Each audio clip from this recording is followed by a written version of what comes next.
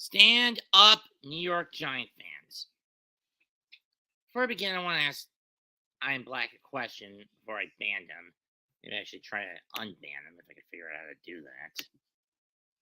But that said, what did I say that related to Vic? That was stirring up trouble. I didn't, outside of targeting Sabbath, without mentioning Vic, I didn't say anything related to him. All I did was take a joke, take a couple of DBZ abridged running jokes, and ask Stephanie Nadolny and Phil Parsons if they ever throw those back in his face. Instead, in Stephanie's case, since she was Kid Gohan didn't really learn how to dodge until the end of that series. And in Phil's case, since he was Nappa, did he ever do the whole "Are we there yet" joke? Hey Vegeta, are we there yet joke? That's all I was getting at. No more and no less. How is that causing trouble? The only other comment I made on that Chuck Streamly was saying how low to everyone that did pop up in that. Chuck, Cynthia, Kyle, Stephanie, Phil, Linda. That was it. That's all I did. Nothing more, nothing less.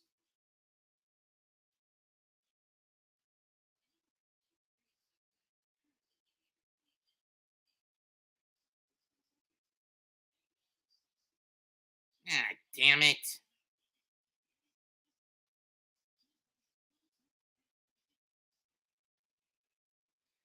I'm stuck at home celebrating my birthday this weekend. Sorry, Chuck.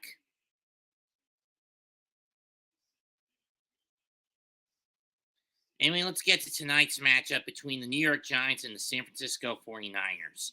On paper, the Niners have the upper hand sufficiently. Giants' defense has been abysmal and lackluster. Their offense is once again the Reggie Gigas model they were last year with first half of games, i.e., afflicted with slow starts.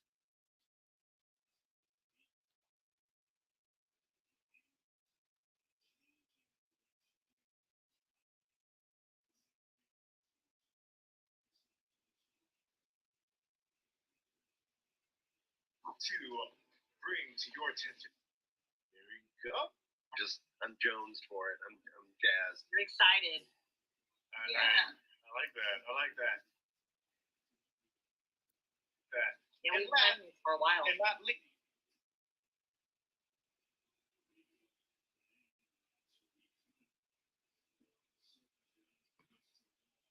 Is that so wrong? I don't think it is.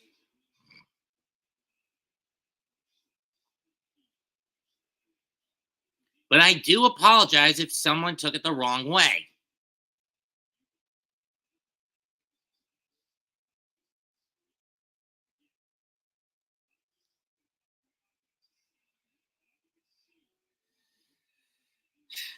That said,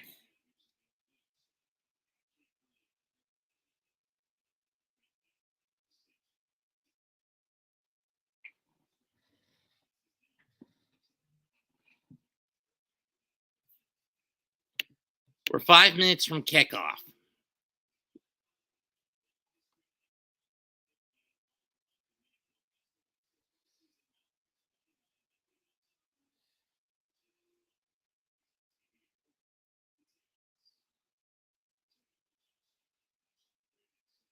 On button.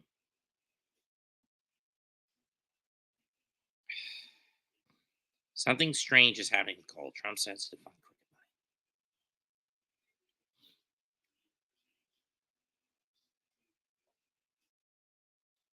Since I don't live in New York, I'm going to be stuck having to watch this on Twitch, which was a nightmare when you consider the setup. Yeah, watching games on Twitch, not my favorite thing to do. And there's a damn pantry moth. Piece of shit moths.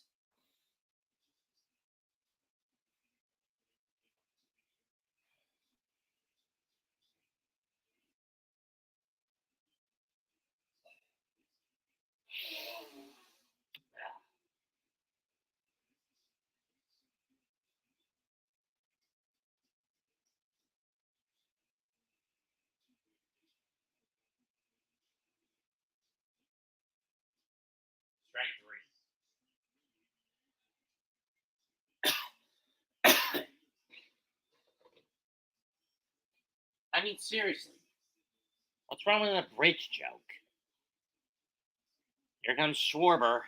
Yeah, I'm also watching the Met Philly game right now. I thought I was going to get Baltimore Cleveland given regional issues, but given that Cleveland's out of the playoffs and Baltimore has more or less clinched their spot, or getting ready to,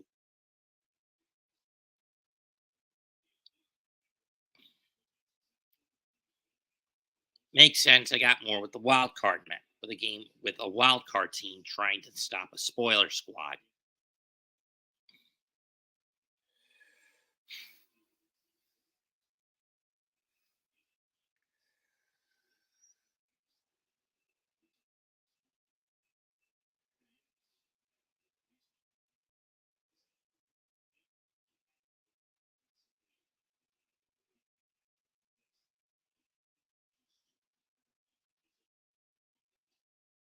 Yeah, that doesn't make sense for someone like Schwarber.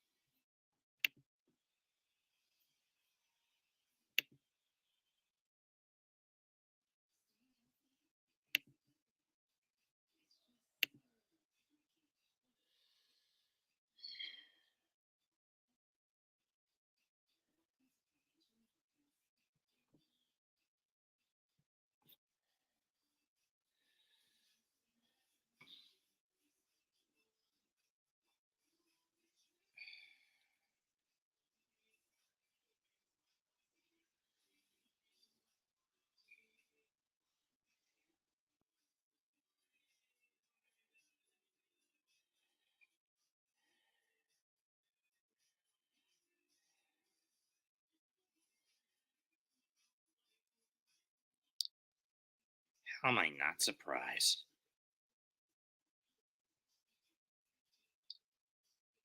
How am I not surprised?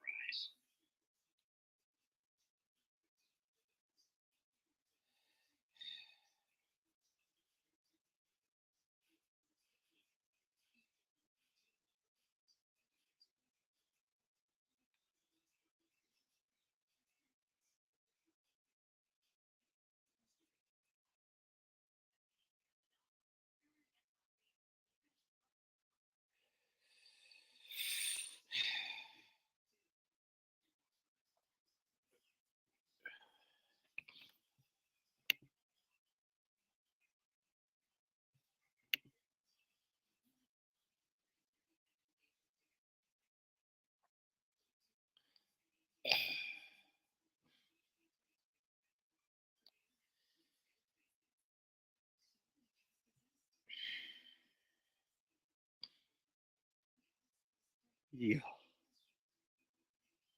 Hey.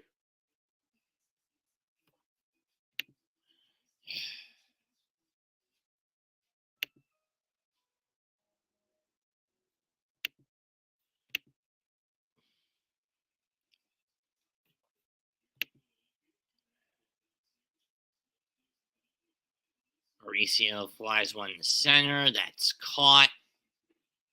Considering that this Met game got about a 40-minute head start over the Giant one, you can kind of expect me to do a little commentary back and forth between the two until the Giant game gets started.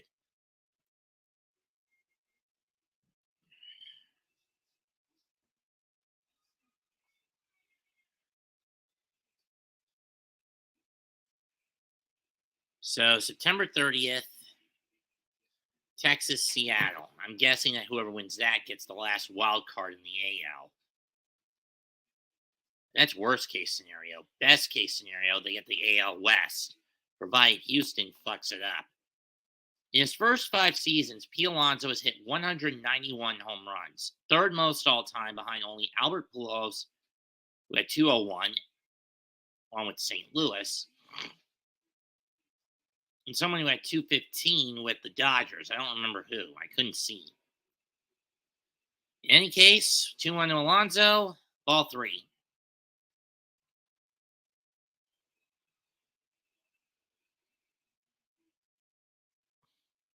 Lindor on deck. He got this started for the Met. You got the Mets on the board, starting with a leadoff single, a stolen base, and scoring a run. And Alonso will get walked with 1 out.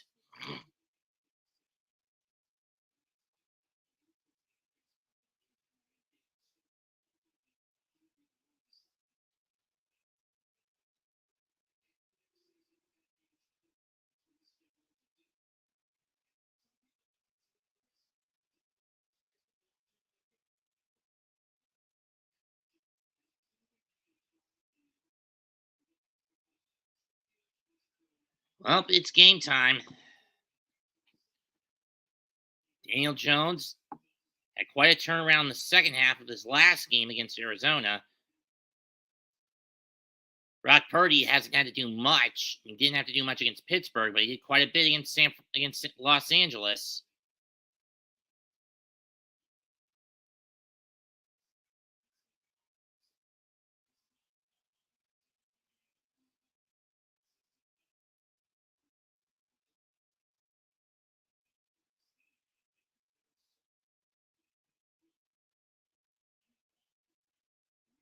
O2 Lindor. That's lofted to left. Schwarber's under it, 2 down. Alonso will retreat back to first.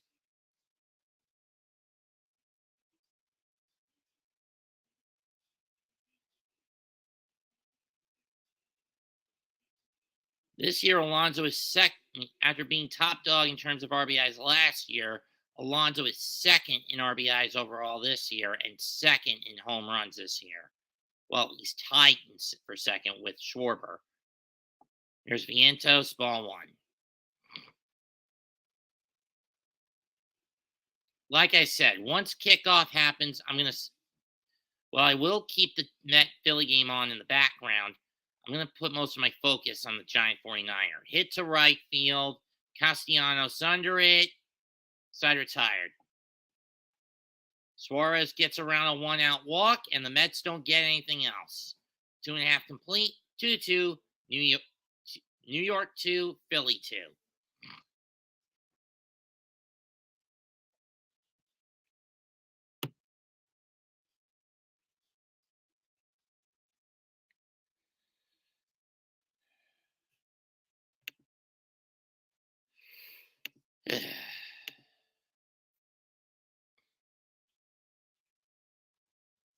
Darwin, I know that's you. Get your ass into the comments and tell me.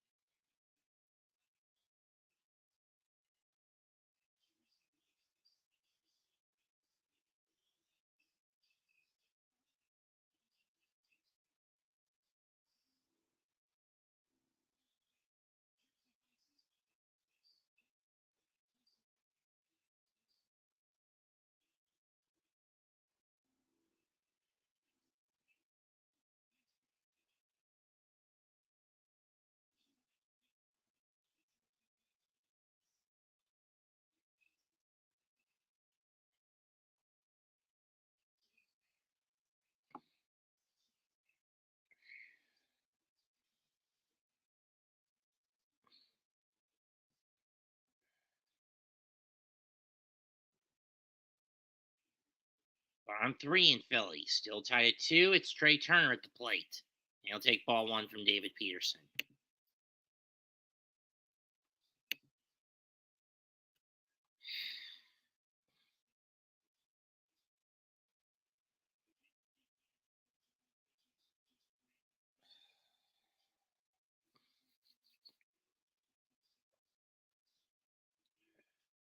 Chop foul, 1-1. Hit foul down the third base line. Most hits since 2018. Only Freddie Freeman has hit the ball more times, gotten more hits than Trey Turner. Freddie 1017. Turner 966. Ball 2.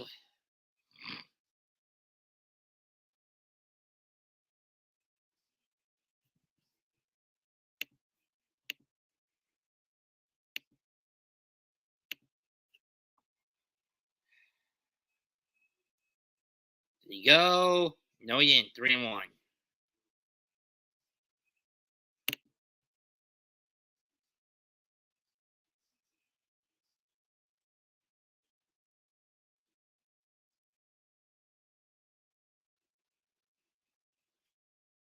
Smacked right to Beatty, who will fire it to first. 1 down.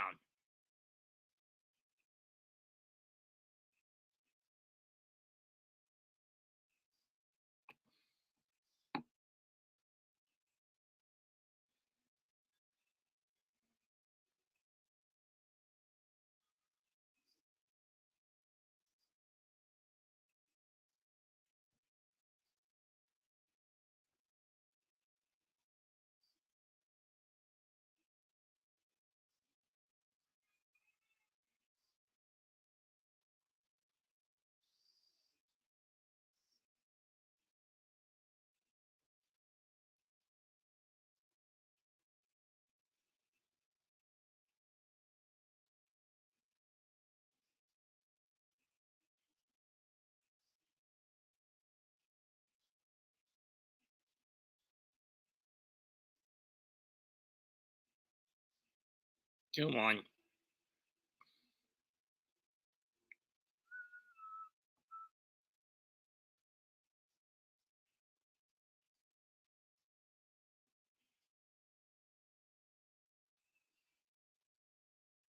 Foul balls that hit off the bat, off the knob of the, hit off the foot.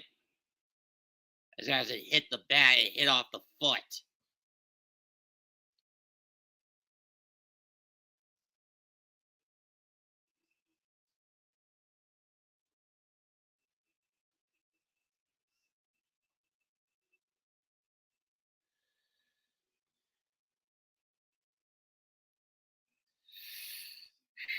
This is the home opener for the 49ers. 2-2 still.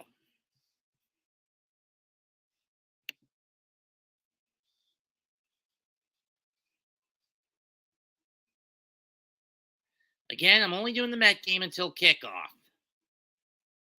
which point I'll shift most of my focus. Oh boy. Bohm hit again as he swung at it. Foul ball. 2-2 still.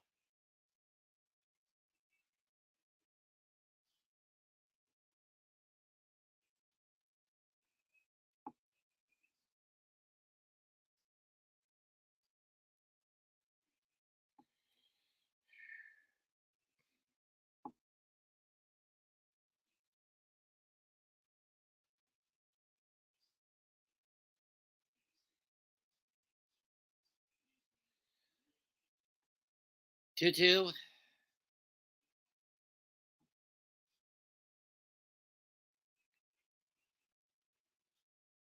Goodbye. That's crushed. 3-2 Philadelphia.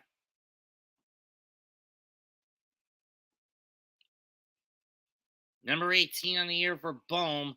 Peterson makes one of his classic fuck-ups, and the Phillies retake the lead. It's 3-2 on a 404, on a 101 mile an hour loft shot that goes 404 feet in the left center field. Into the left center field seats.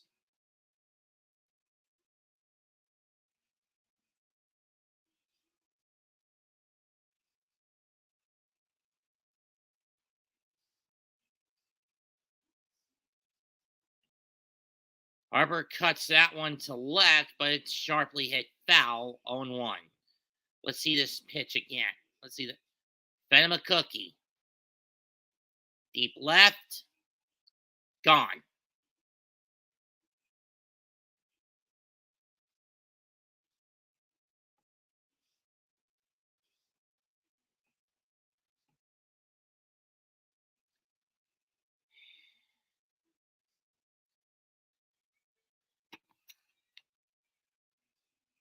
Oh, 2 from Peterson. Chop foul. Out to Harper.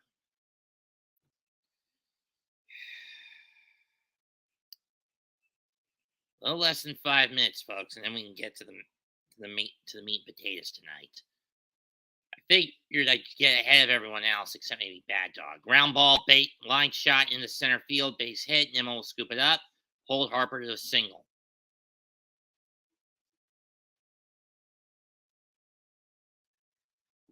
And this is one of the main reasons I want David Peterson gone when the season's over.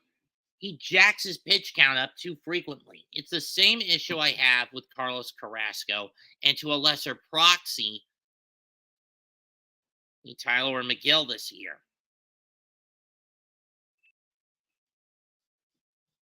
Real Muto struck out in the first. Won't chase this first pitch this time. Ball one.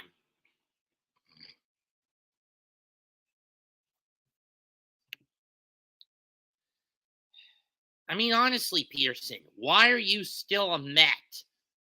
You suck in odd number years. Fouled off, 1-1.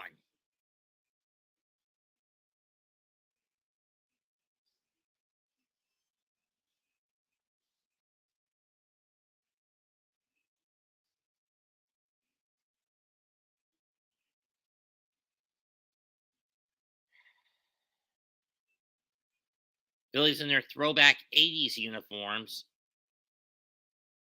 Pop foul going behind the plate. Laying out of play, 1-2. Phillies now at 207 home runs, on pace to break their franchise record. They just need to get through 8 more after tonight. That was home run number 207. They hit 208 last year. Franchise record 214, which they hit in 2009.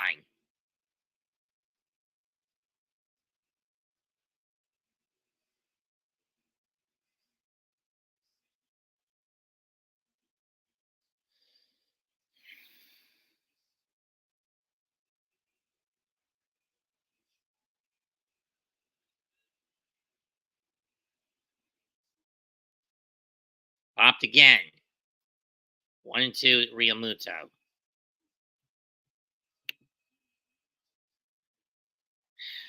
Shouldn't take this long for a damn game.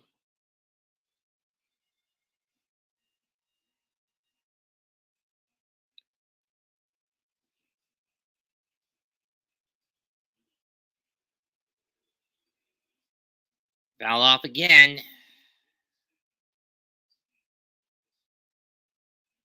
Again, the discipline shown at the plate by the Phillies.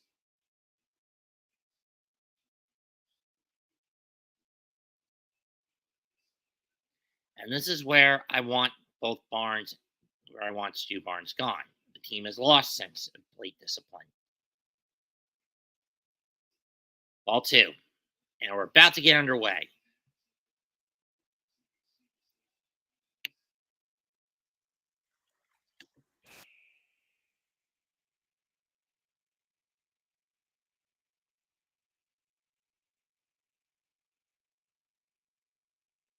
Two, full count.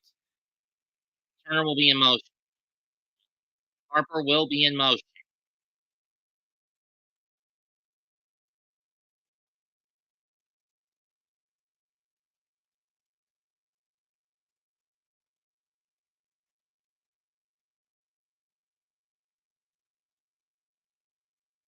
Trying to get Harper, but Harper's not that fast of a runner.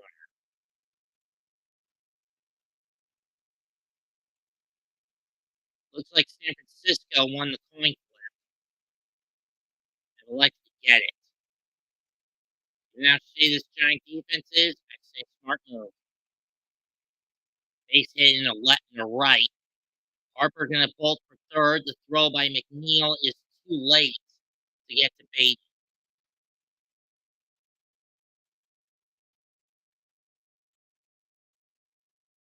And of course, Ben Bredesen out on concussion protocol.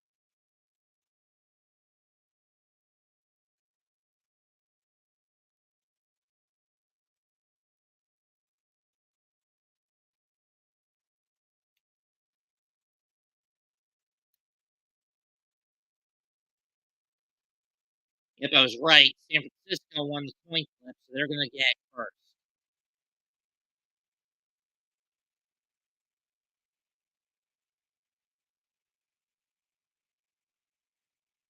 Kicks away and in the end zone for a touchback.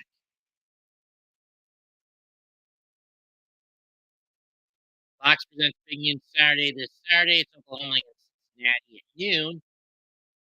Brock Purdy, 17 of 25 last week against LA. Didn't really do much. No touchdowns, no picks in the air, but one touchdown on the ground. Jeff Brigham warming up in the Met pen. First and 10 from the 25 for the San Francisco 49ers. Single back set, three trips right, trips left, and off to McCaffrey. He's going to get four. He's going to get four, maybe five.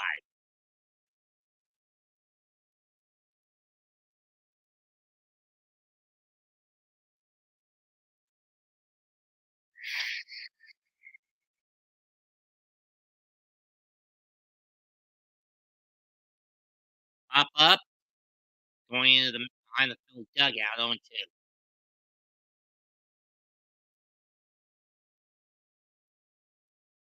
Second and 5, just inside the 30.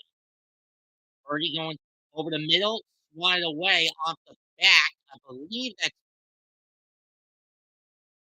thanks. That was intended for Debo Samuel. It'll be third and 5.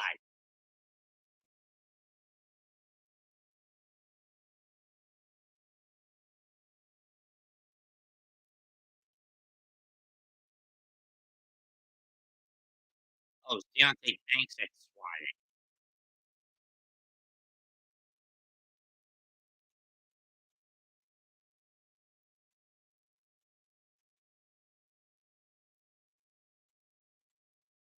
Third and 5. Samuel's got it. He gets 14, 13.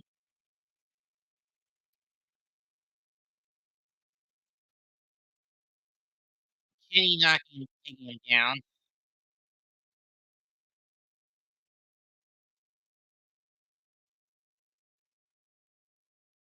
Just a second, folks.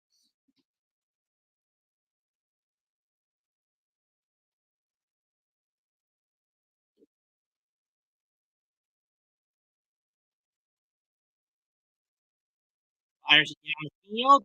Almost hit. That was intended for Kittle. Joey Jackson on the coverage. Second and 10. So that was a 13 or 14-yard catch from Samuel on the fake. They faked the reverse. Thibodeau.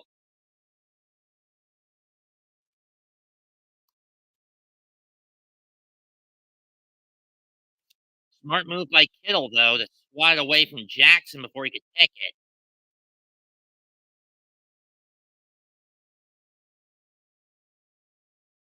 Caffrey breaks free. He's going to get the first down. Just drilled his way through that line.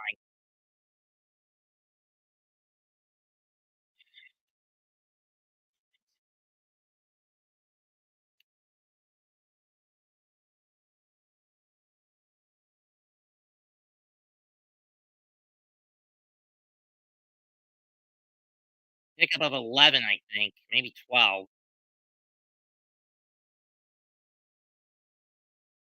47-yard line. Back pitch. Caffrey again. This time he's only going to get about 6. Second down.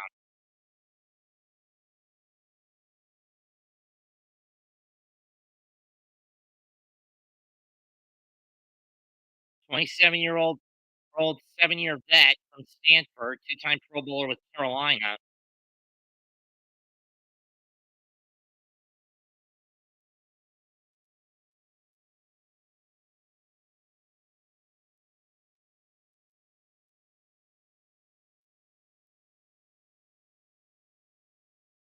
And Purdy's going to get stuffed. It's Thibodeau who throws him back for a loss of 5.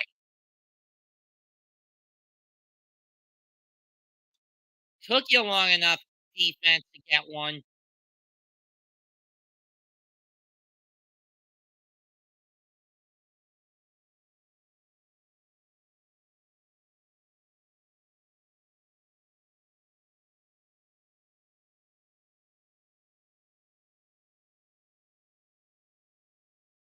Oh, it was a loss of 4. Excuse me.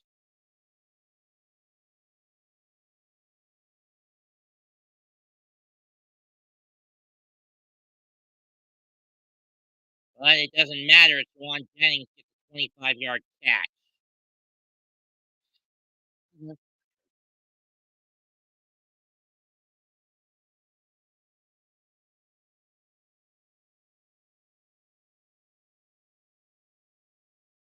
Watch the damn scenes, boys.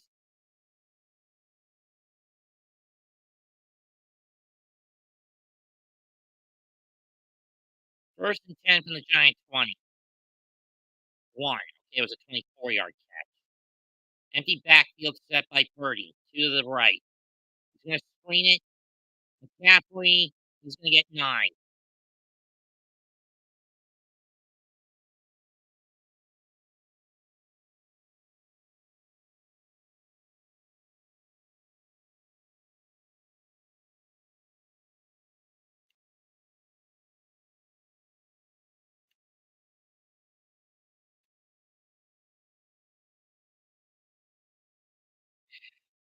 Those wondering what the Mets Philly score is now, it's 4-2 Philadelphia on a sack fly. Purdy hands off again. This time McCaffrey only gets 1 yard, so we got 8 on the first drive. Now they're gonna have to bunch it up. Leonard Williams with the stop before he got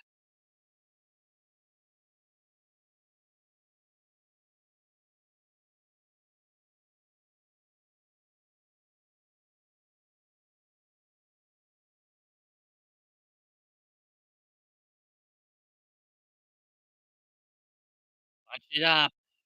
They're gonna try a sneak or give it to McCaffrey. They're gonna sneak it and Brock's got it. He's down at the 10 for a first down.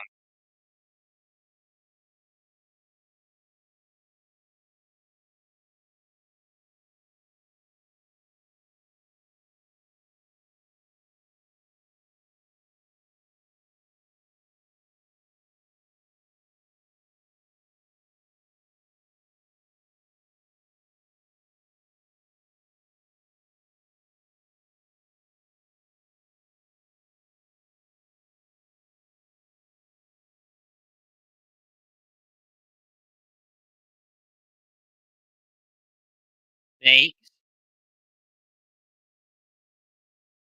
Incomplete. That was intended for Samuel, but it was a little out of his hand range of his hand.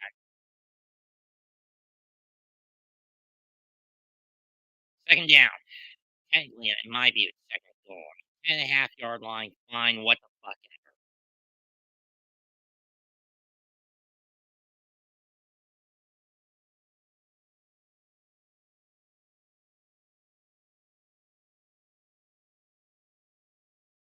Trip set, pistol set up, 3 to the left.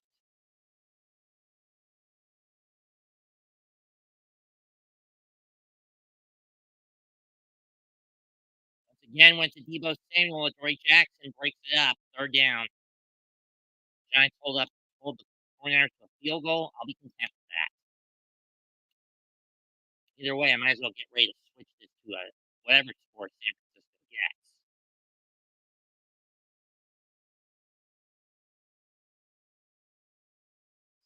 6:07 gone in this quarter and on this damn drive. 13 plays, I believe.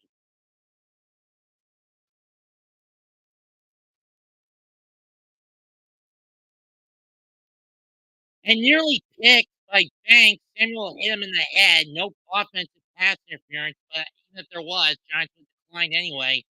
Here comes the field goal unit. This one should be an easy 28. This one for 28 should be fairly easy for them to get.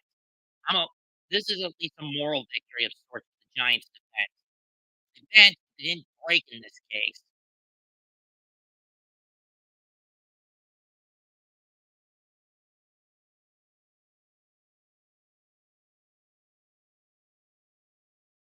Oh, it went through the into the face.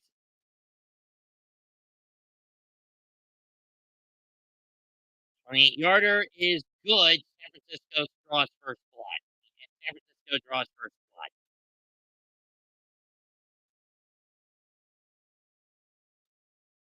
16, 6 minutes in, 3-0 49ers.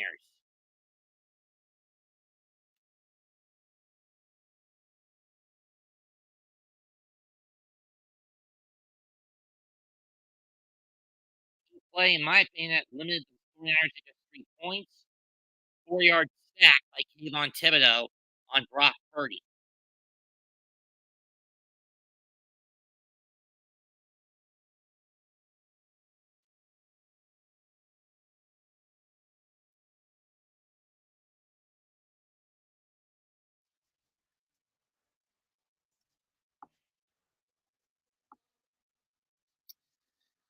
People now see the police state. Game over for Biden. Peace through strength.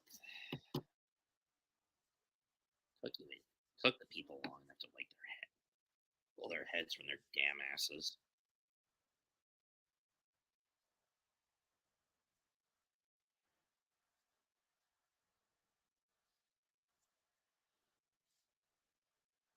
See what this says.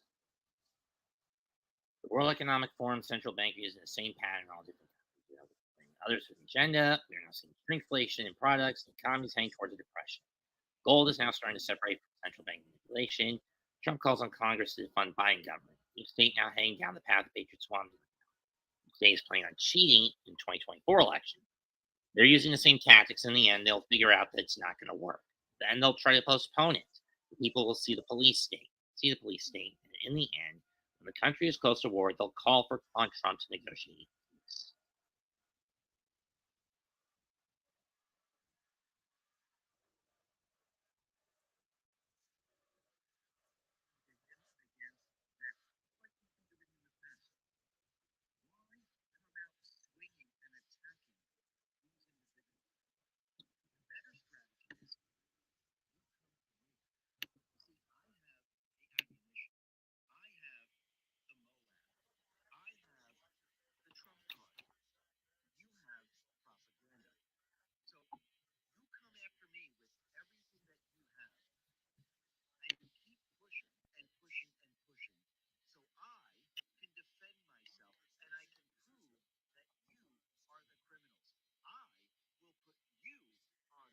And you see a shot of Lombard Street, the most crooked street in America.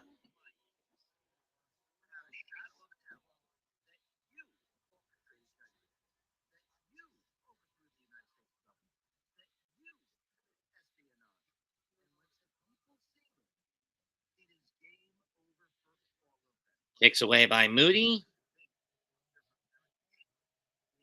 And Gray's not even going to bother with it. That'll go into the 25-yard line.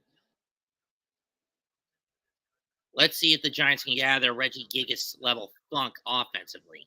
Last week against Arizona, Jones went 26 of 37 with 321 yards in the air, 2 touchdowns, 1 pick, and a touchdown on the ground on 9 carries and 59 yards.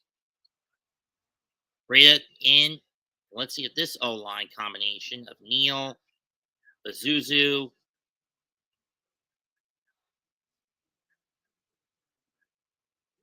or for another 2 weeks at maximum.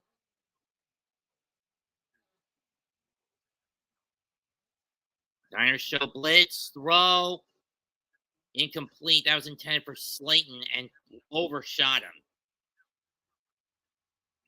No flag, though, which I find annoying, right?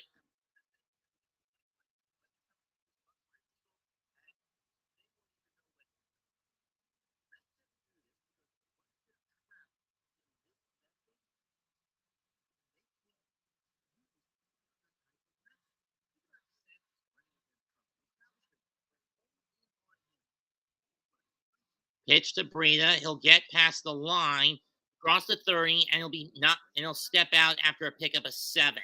3rd down. Down at the 32.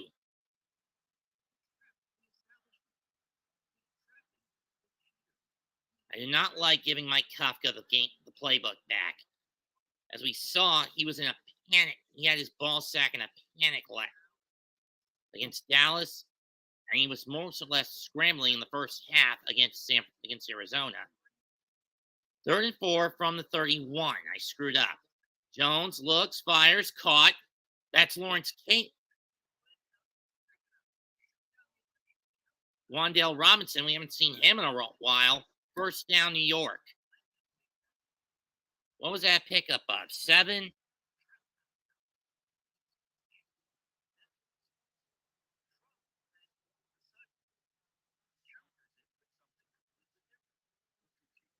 8.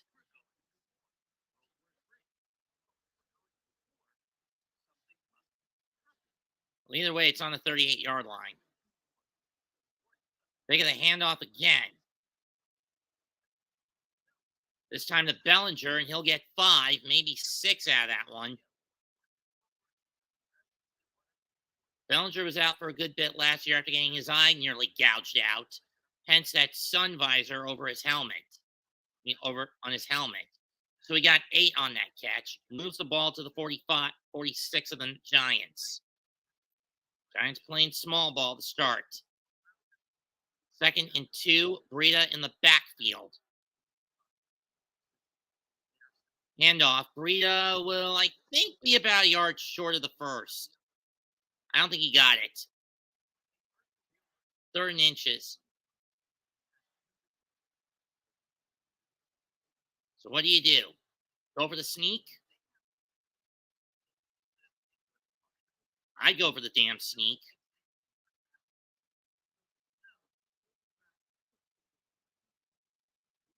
And Jones does not get it.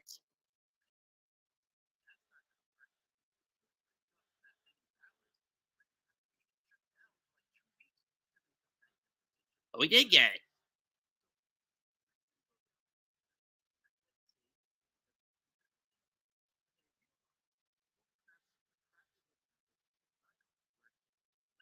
I couldn't tell if he got it or not. It didn't look like it to me.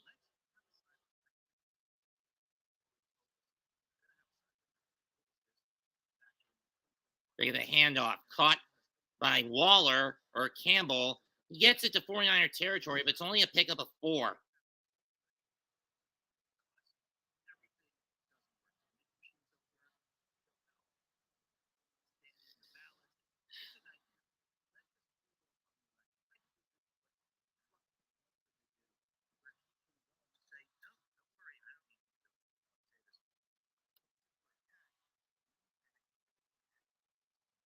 Second and 6 from the 48 of the Niners.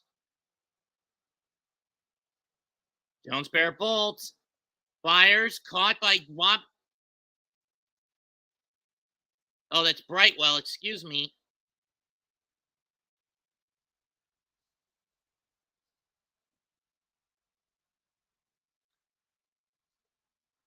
I didn't see Brightwell sneak out of the backfield. Oh, there he is. Gain of what? 16?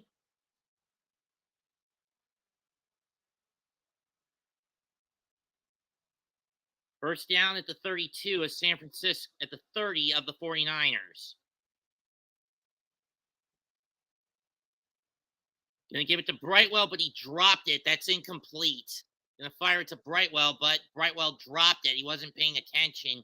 Incomplete. 2nd and 10 from the 30.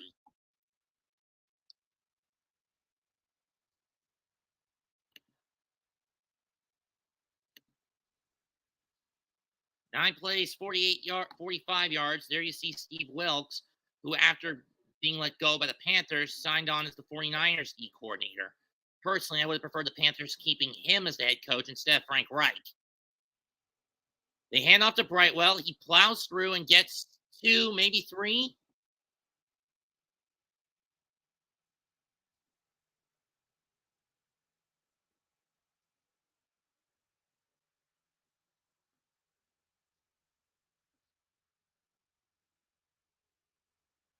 Two. So he's at the 20. So he got stuck at the 28.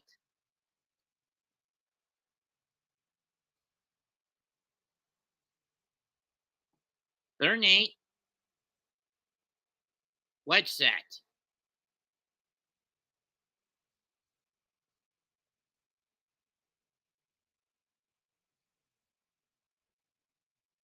Caught up by Campbell based on forward momentum, and he only got 3 out of it.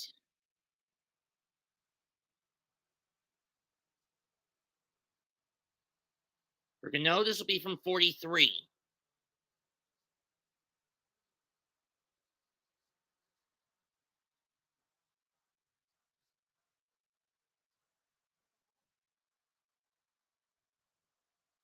$44, excuse me. Let's see if we can get it. Laces out, Jillian. Laces fucking out.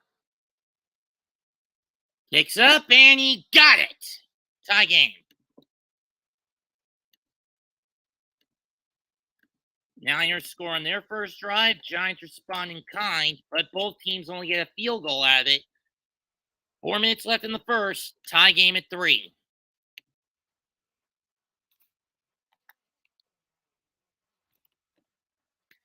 Giants finally score some damn first half points. Took you guys long enough.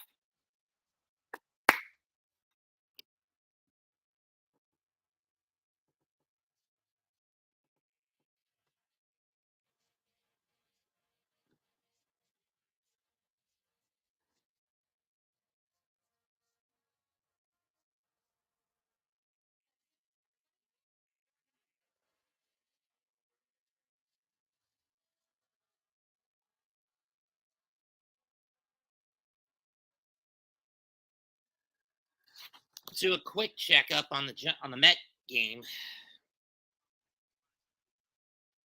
Emphasis on a quick check.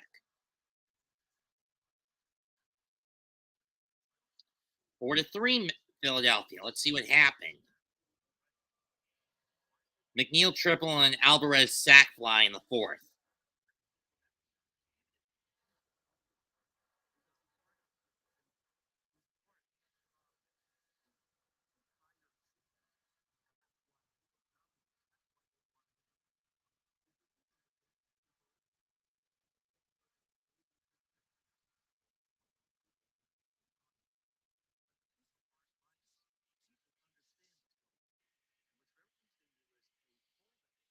Nimmo will lead off, followed by Mauricio and Alonso against Ranger Suarez.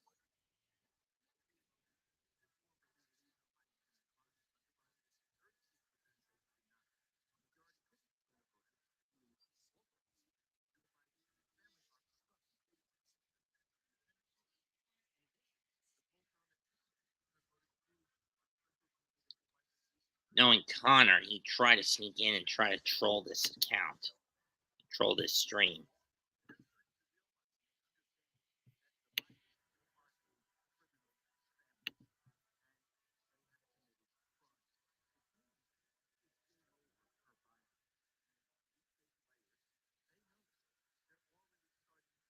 See the shot of Alcatraz Island.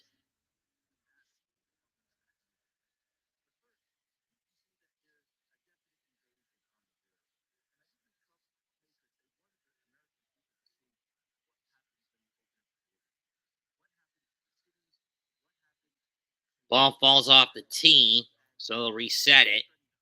3:18 left in the first quarter. Gano just spikes the ball with his foot, with his cleat, just to get the ball back in the hands of the ref.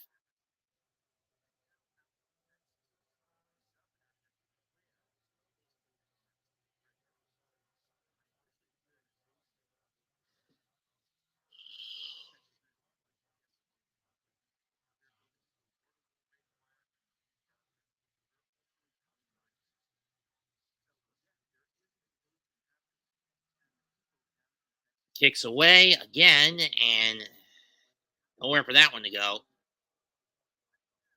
Once again, San Francisco will start their own 25.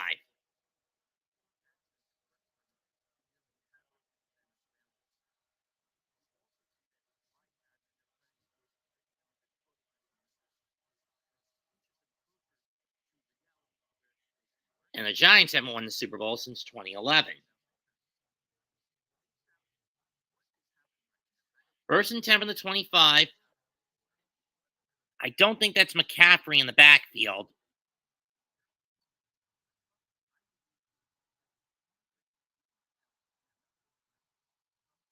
Note that was Elijah Mitchell. That makes sense. Why that what the skin tone threw me off a bit. He only gets 2, maybe 3 on that run.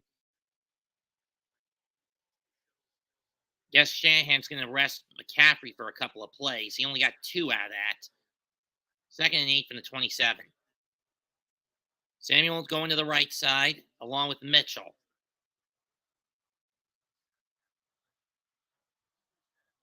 No, they're going to go left with him. Kittle going right. Low snap. Purdy fires. Caught by Kittle, pick up a 7 of 13. Maybe 4, pick up a 15 for Kittle.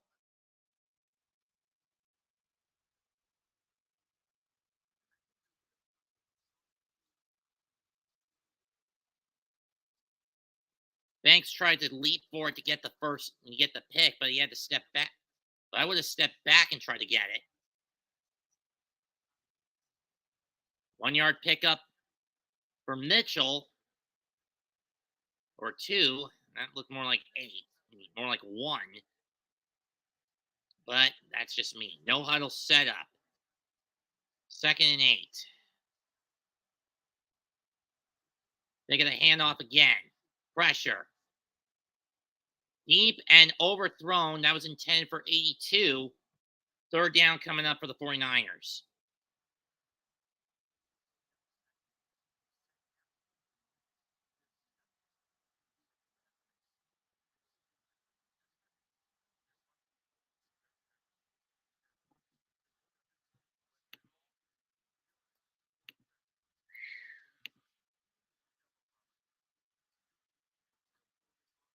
Mid 42, 3rd and 8 from the 44 or 43 and a half, depending on how you want to look at it. 2 back set. McCaffrey in the backfield. Caught, and this time tripped up at midfield is Jennings. It's Jimenez who gets the stop, and the 49ers are forced to punt.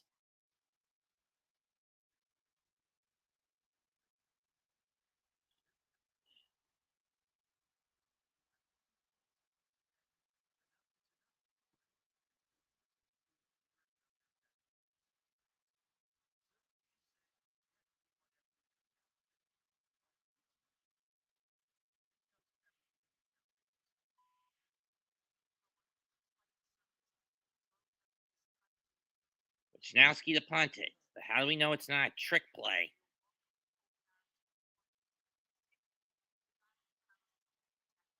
Kicks away, so it's not a fake. And Gray gets stuffed at the 10 as he scooped it up by Hill. Or Bell, excuse me. Oh boy. Giants in a deep hole to start their second drive. They're going to have to set up shop at the 10, maybe the 11. Beautiful punt by Wisnowski.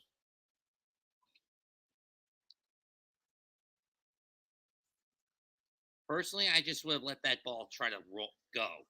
I mean, I know a lot of people would say, but that's an even worse idea.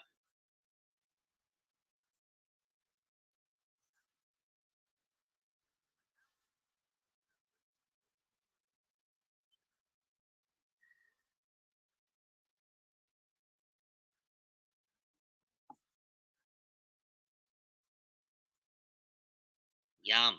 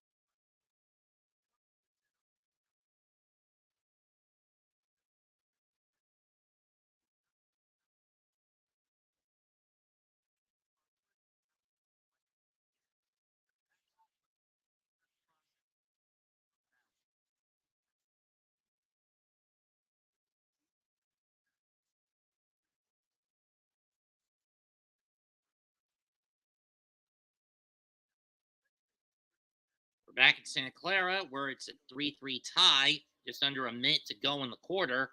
Giants have the ball, but they're basically got their backs to a wall. Pardon my mouth. Pardon the joke. But pardon the joke, the Niners have their backs to a wall at their own 10 or 11 yard line to start this drive.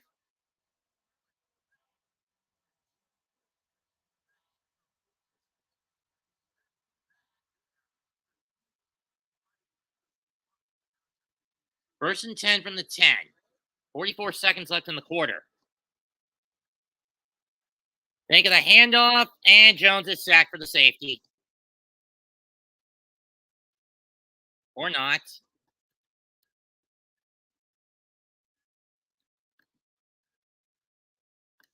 Damn you to hell, Evan Neal, you son of a bitch. Once again, you just sat there. Not.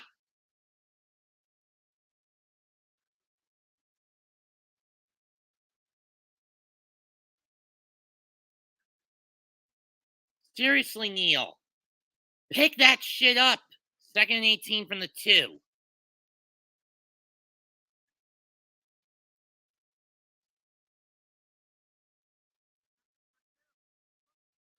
Rhea gets 2 back. And that's going to end the first quarter. Evan Neal, you're a fucking idiot. You know that? Your attention is on Bosa. You don't fake it when he's going tunnel vision for Jones, you son of a bitch. You are so lucky the refs pinned Jones down to 2 instead of a safety. You stupid little bastard.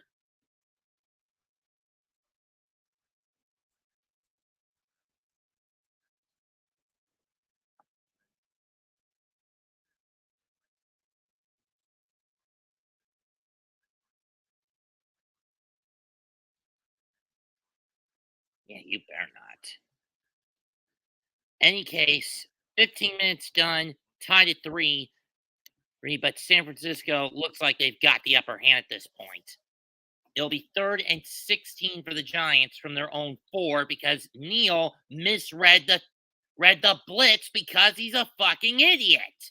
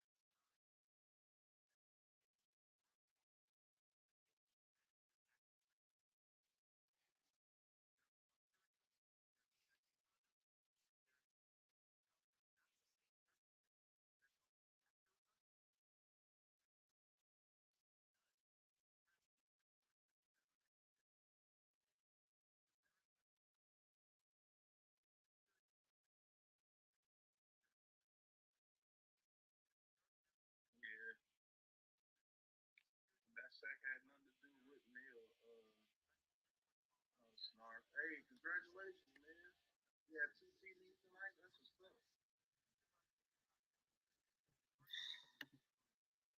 3rd and 16 from the 4. Jones out of the gun.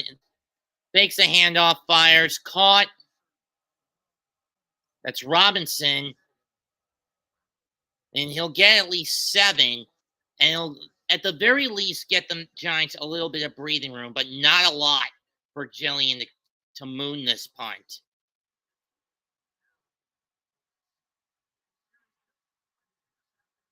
Ronnie Bell, 7th round pick out of Michigan. He was the last pick the 49ers had in the draft. So it's on the 12-yard line. So it was a pickup of 8.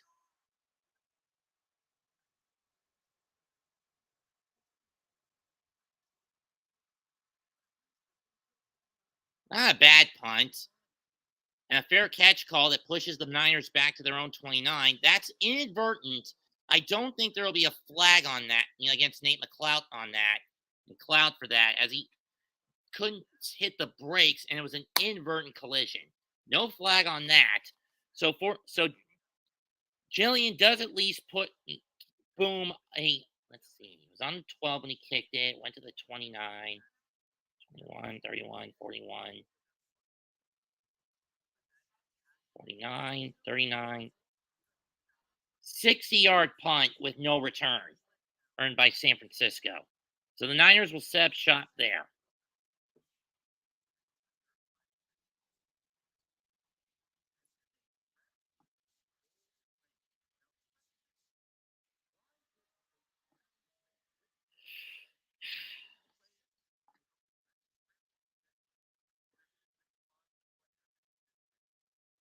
'28, excuse me. I thought it was 29. So it was a 61-yard punt. But either way, best field position for either squad tonight so far. Third drive for the Niners. They've gotten a field goal, and they had to punt it on after a 5-play drive. First and 10, McCaffrey in the backfield from the 28. Fake of the handoff. Purdy fires in the air and nearly picked. Pick swatted at the line of scrimmage. I don't know who he was trying to go to, but it was either Robinson. Let's see who got his hand on that ball.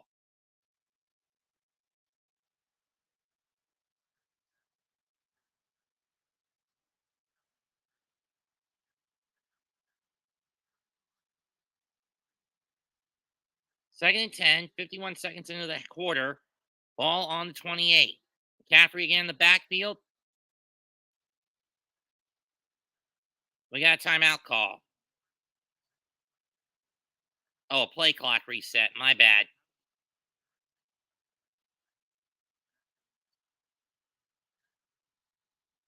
They reset the play clock to 10 seconds. Let's try this again. Taking the handoff again. Fires. Caught. Samuel gets clawed, but he does get 7. No flag, though. Those he got whacked by Xavier McKinney. 3rd and 3 coming up.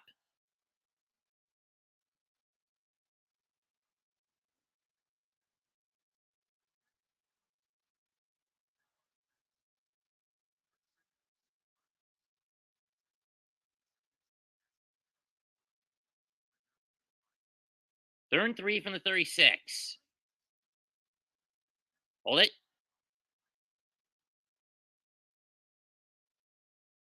Never mind. Williams wasn't when the lineman got too far downfield from his post. Giants, instead of going and taking and decline the penalty, will take it and it will push the 49ers back to their own 23, erasing a 7-yard pickup. Erasing what was essentially a 7-yard pickup.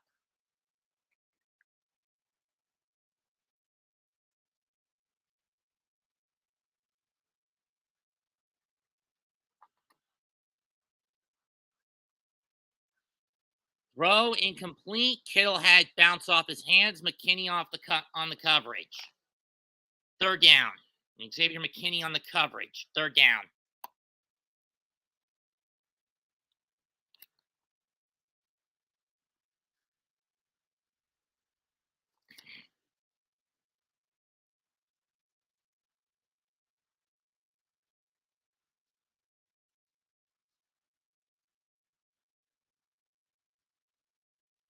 Man, would have been like a 9 or 10-yard catch, 7 or 8-yard catch anyway.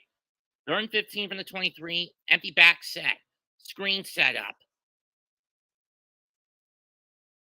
Samuel's got a hole, and he's going to go out the 48 of the Giants. Big 29-yard pickup.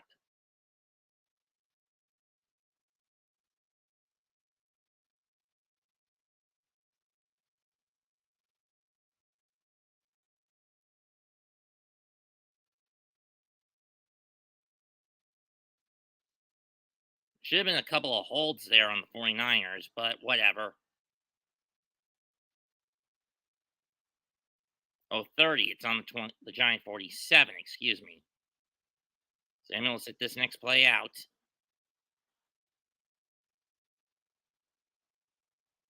McCaffrey, he's got the first, or close to it, the 38.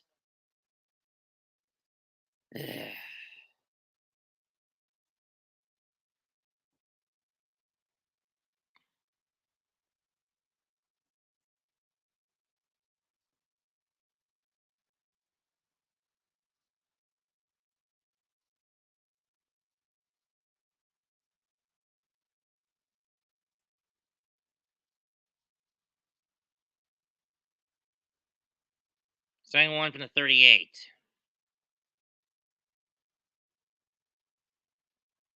Finds the hole again, trips,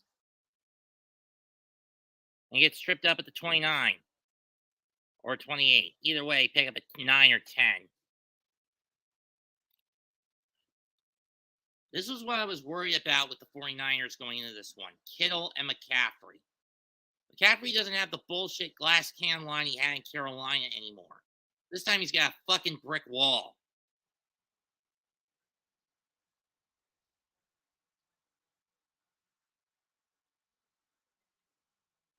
First and 10 from the 28. They're going to change it up. They're going to audible the play. Fake. Screen pass. And Samuel will lose 2 on that one. And Debo loses 2 on that one. Or 1. Fuck that shit. I'd say he lost 2.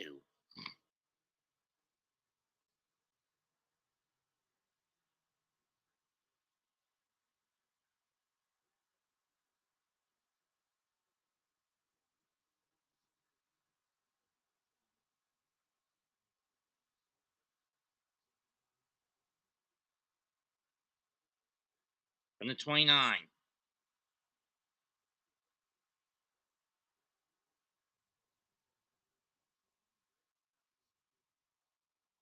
And McLeod stops him again. Or McFadden. This time he loses 3. Tough break for Elijah Mitchell. Now this just pushes the 49ers into back into further field goal range. At worst, this is about a 52-yarder. 50 at the best.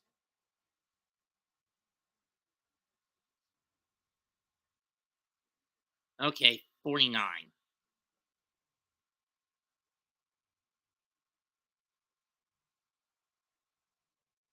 Purdy and McCaffrey, first down. Seriously, read those damn screens, you sons of bitches. Read the fucking screens.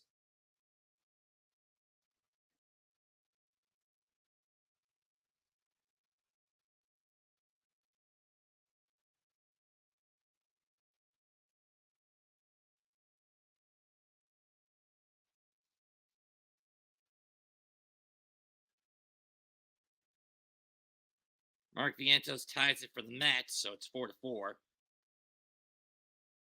First and 10 from inside the 15. They're going to pitch to McCaffrey this time. He's going to get 5.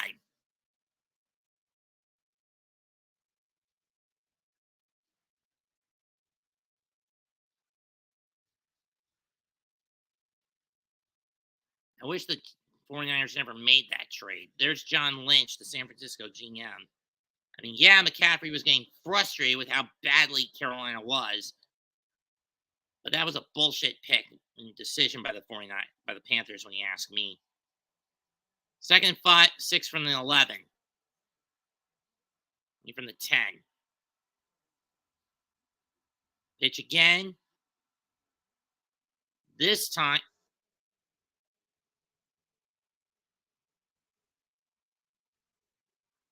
To be a horse collar, and if it is, half the distance to the goal against the Giants, Jihad Ward got him.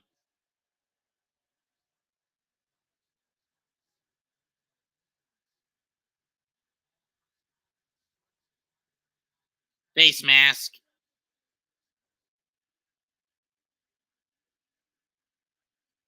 It's going to move the ball half a distance and give the Niners an auto first and goal at the 5. Oh, they offset.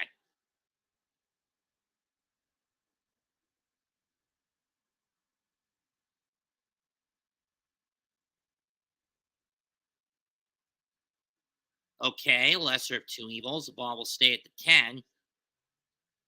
But it makes sense when you think about it. McKivitz was basically clutching on a McFadden, and when McCaffrey got by Ward, Ward had no choice but to grab the face mask. Makes sense. McCaffrey trying to find the holes. Not going to find much of it this time. He'll only get one out of it. Third down.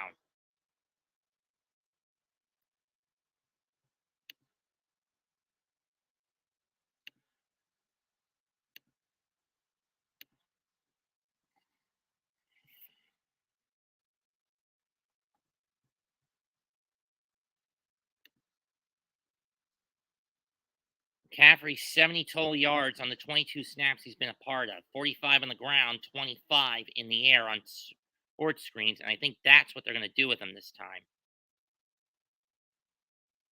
I do not like the soft zone setup. Throw. Is he in? But there's a flag.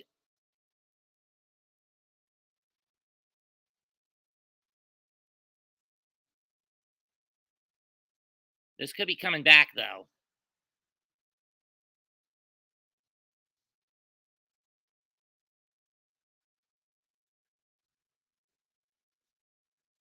If I had to guess, illegal shift on the D, and they're just going to turn it down.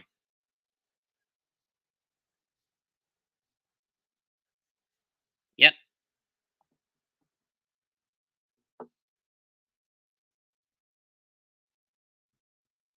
Touchdown, Ronnie Bell. San Francisco back out in front.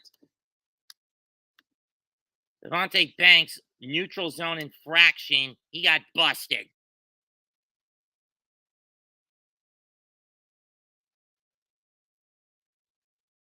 Oh, that's 57 who got busted. Be inbounds. It's a good catch. Kicks up and good. 10-3 San Francisco.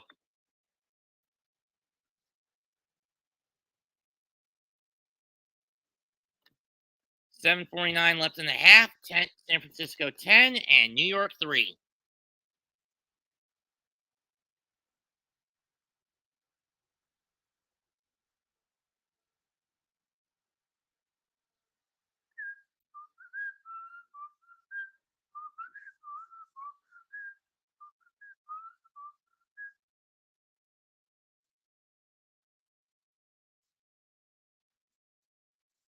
For those wondering the score of the Met Philly game, it's now tied 4 after Mark Vientos hit a solo bomb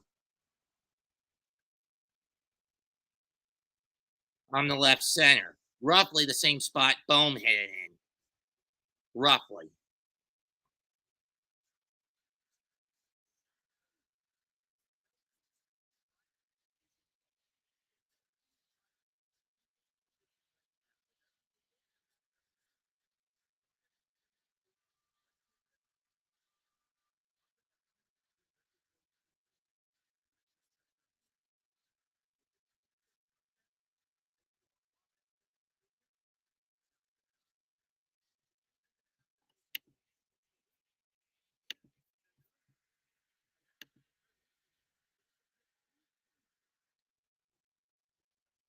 Not as bad as the Dallas game I called a couple of weeks ago, but still Giants off on the wrong foot again.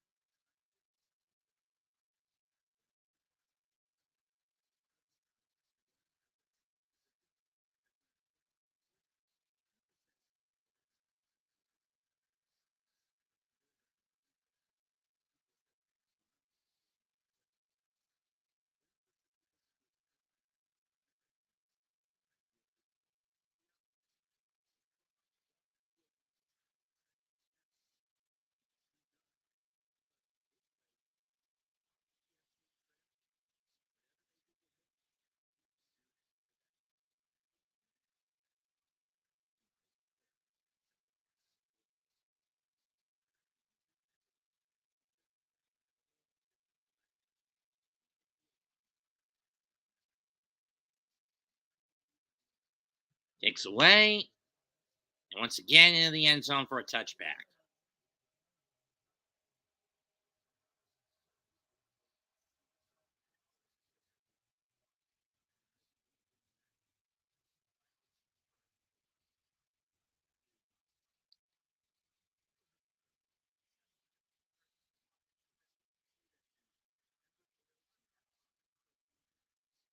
Yeah, another trip to the Super Bowl, but they fell apart to Andy Reid and the 49ers. First and 10, shotgun pistol setup, ball on the Giant 25.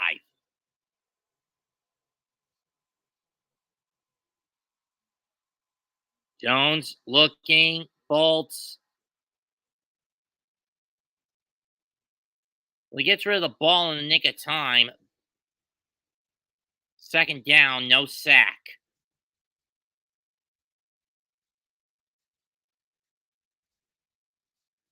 In my opinion, he just flung it.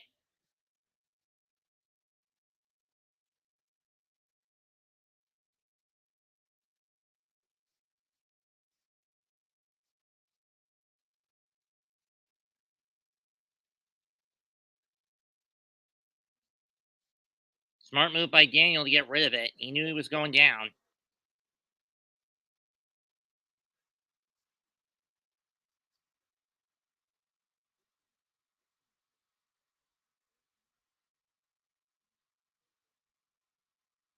Had to reset the play clock. Had to reset both of them in the play clocks. 7:41. Now they'll let the play clock.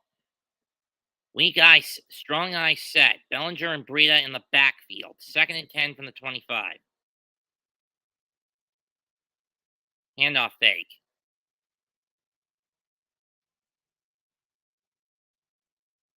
That's caught by Breida. He gets 7.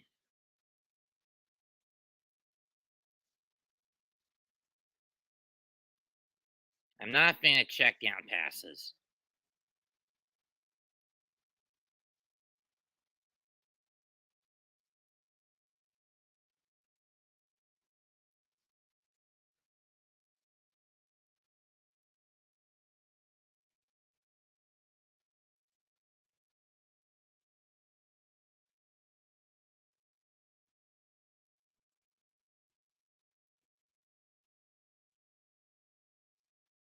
And again, the front line collapses because we need to put Evan Neal's neck in a fucking noose. Second half, Gable, just strip Koepka of the damn playbook. Lemieux, you fucking dumbass. My bad. It was Lemieux who gave up the ghost, not Neal in this case. My bad. Second sack of the night on Jonesy.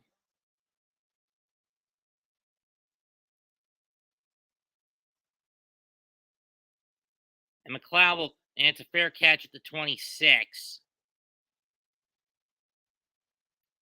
6:13 left in the half. I mean, seriously, we need to get rid of Lemieux as soon as possible. I mean, true, we're getting Bredesen back next week since he's only out this week due to concussion protocols. Via concussion protocol. But between the two, who's worse?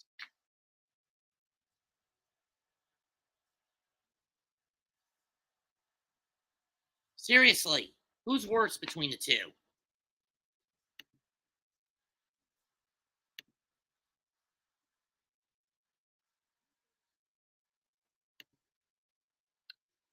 Rage and Ranger, the only reason you're pulling for the Giants over San Francisco is because they've knocked you out the last 2 years in the postseason because of the incompetence of your own coach. True or false, dude?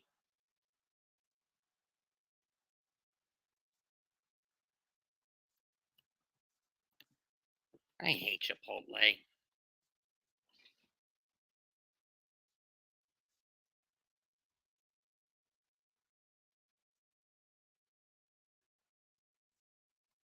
Phillies regain the lead. It's now 5-4 Philadelphia.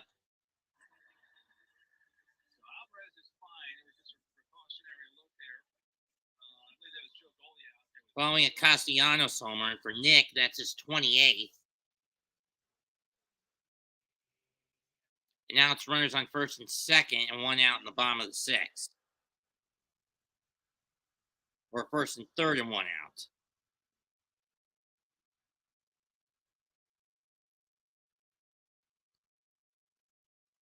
And Castellanos launched a bullet in the left center.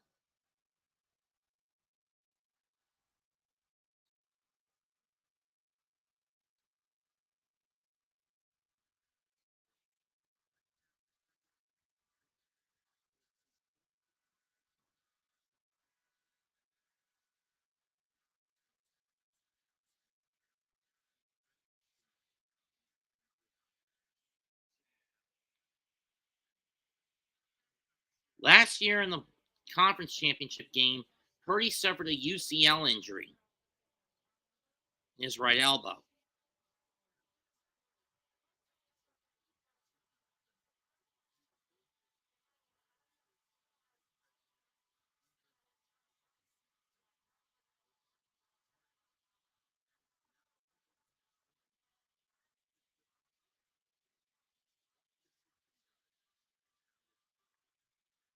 Yeah, it would have taken 8 months for him under normal circumstantial surgeries.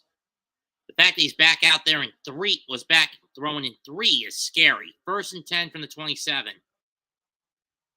Think of the handoff. Purdy's going to throw the screen, and it's dropped by Deebo Samuel. Couldn't corral it. Incomplete, second down.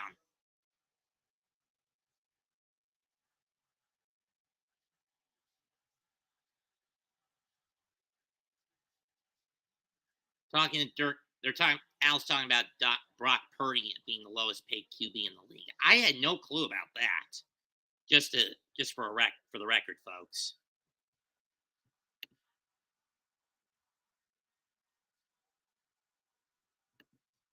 Second and 10, shotgun set. Another slant, this time in Elijah Mitchell, and he'll get bumped forward, maybe to a first down. Tibbs is down.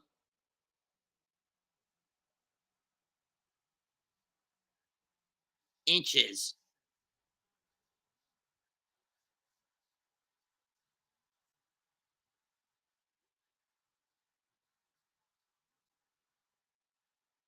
Idiot. They're in inches, and they're going to sneak set. No, they're going to fake the sneak and probably give it to McCaffrey. They do. He gets a ride off the right side, and he's going to get about 12 on that.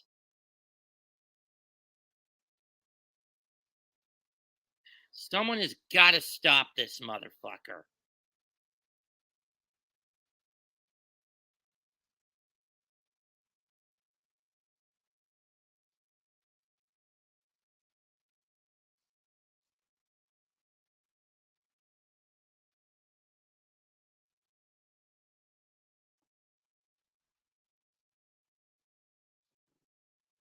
From the 48. Mitchell in it, running back again. They're going to give it to him. 40, 30. I swear, these fake handoffs are really throwing the Giants for a damn loop. Their D is getting run ragged here. Wake the fuck up, boys. Wake the fuck up. If they're going to pull this sort of stunt, block those holes up. I think I have to deal with this shit next week with Seattle. Next Monday when we play Seattle. From the 34.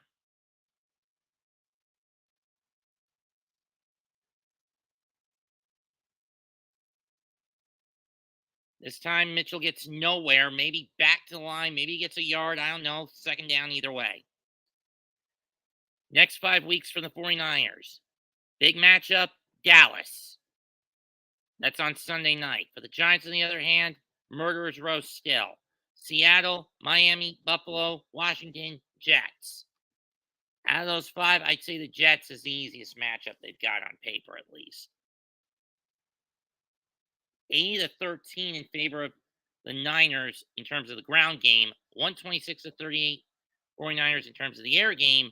In total, 206 to 51 because Kepka's a slow poke. Popped, caught by Bell off the ricochet, and a first down at the 18.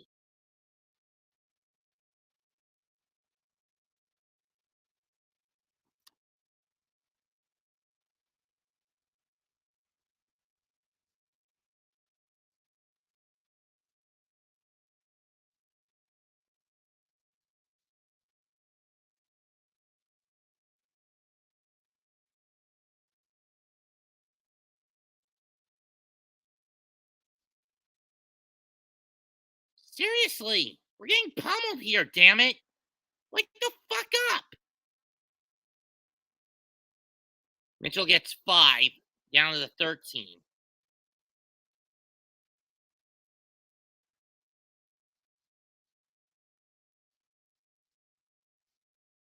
We're now trying to get one more playoff before the warning.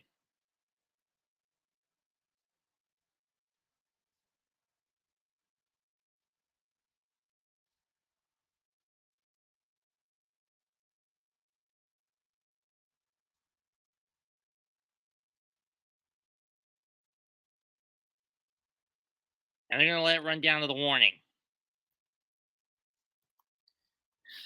Giants better get their heads out of their damn asses. And Dable, you better take that playbook away from Martindale again. From Kafka again.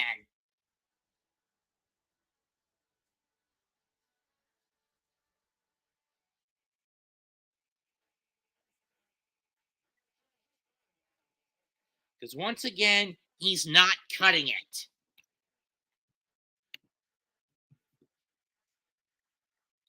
I'm fucking serious. Mike Kefka is not cutting it against these top tier teams.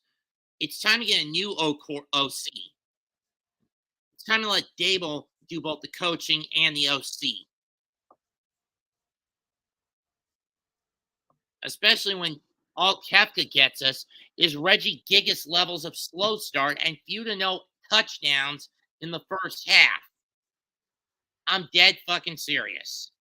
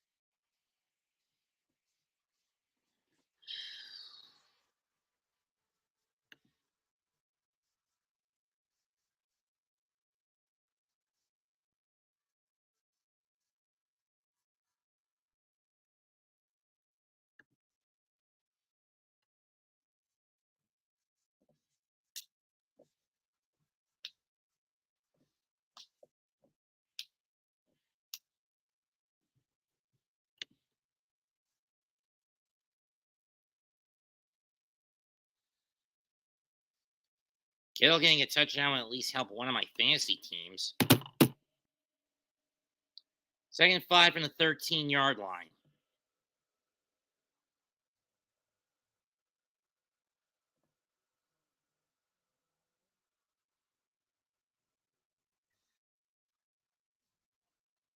Reverse to Samuel. He's going to be a yard short.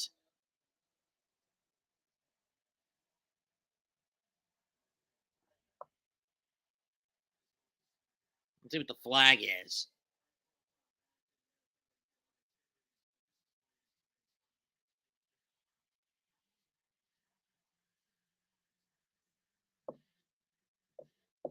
Okay, second and 15 after 71 gets busted. That's Williams for another hold. Second penalty of the night on the 49ers.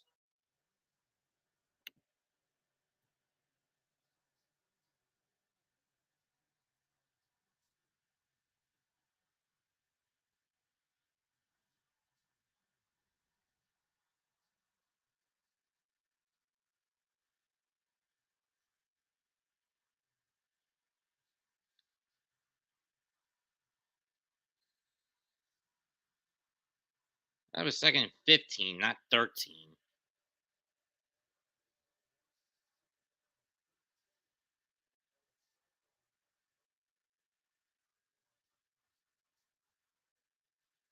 Slant pass to McCaffrey.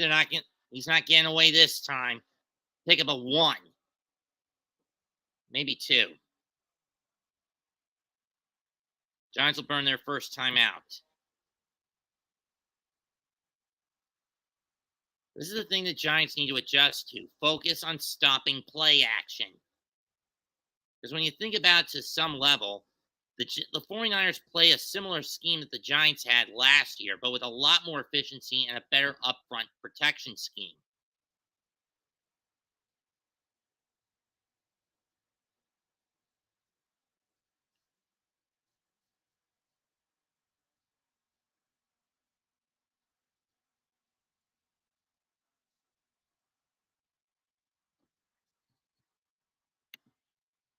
No kidding, Al.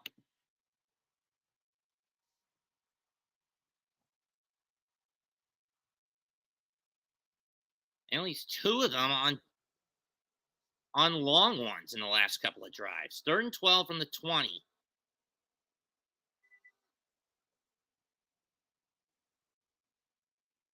Catch by Kittle. Did you get it?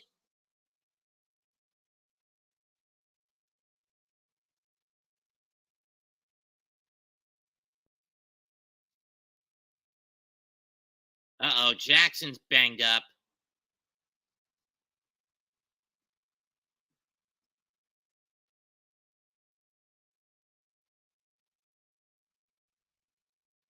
How is that roughing the passer? This is bullshit ref ball.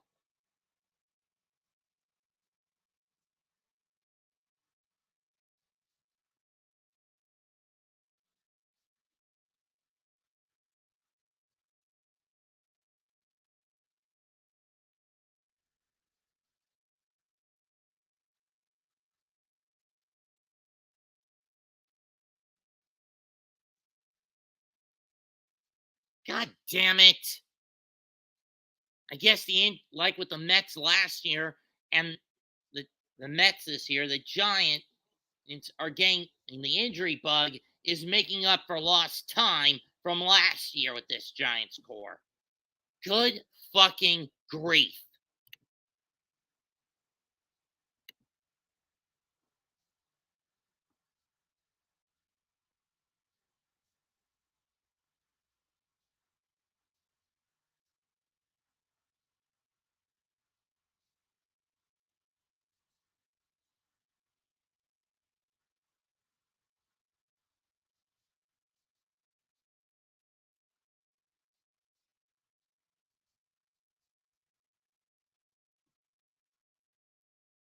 Which isn't much. 1st and goal from the 6.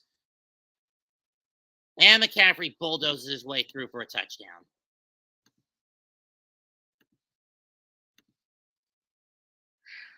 Go fucker. Okay, Dable, just do what you did last week. Strip both men of the playbook and then adjust to what's happening.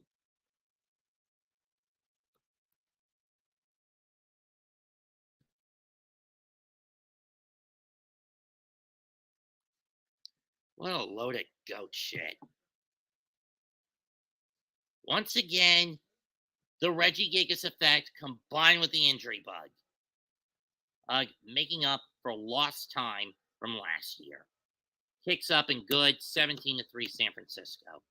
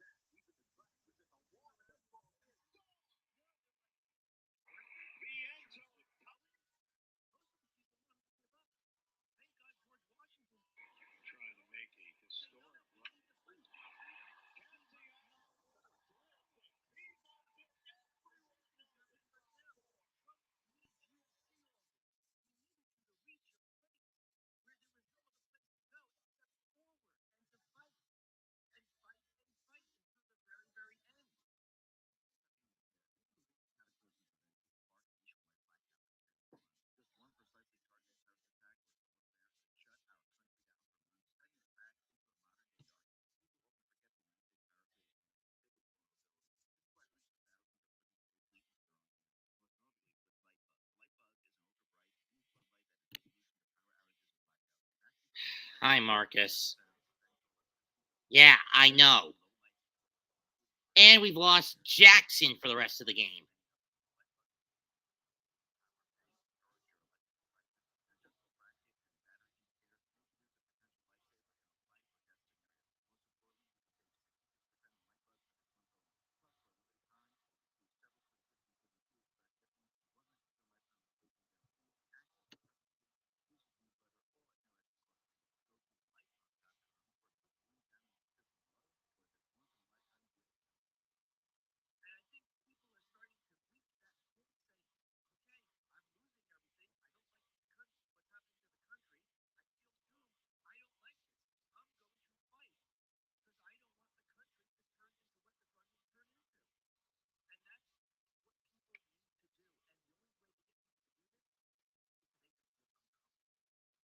First and 10, 25-yard line.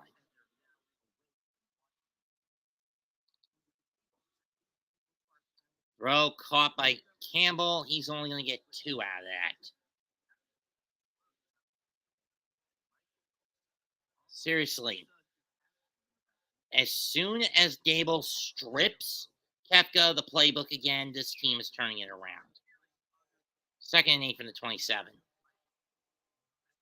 Over middle, that's caught by, I can't tell who that is.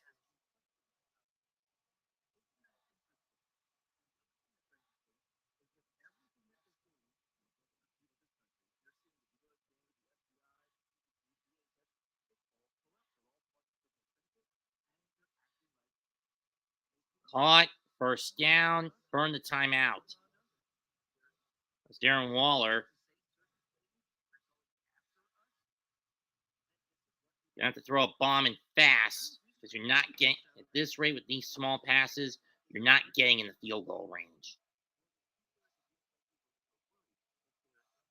Caught by Slayton.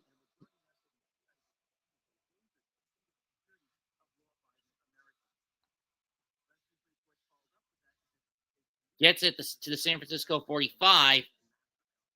32 seconds left on the clock.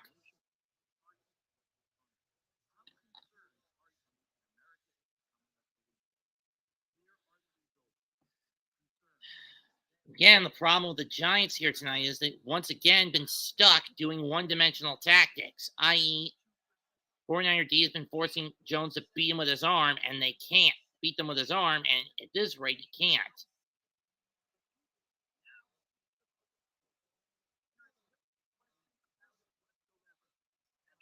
And the Giants have no choice but to burn their final timeout, pick up a 7 by Paris Campbell. We'll be back in 30 seconds. 25 left on the clock in the half. 17-3, San Francisco.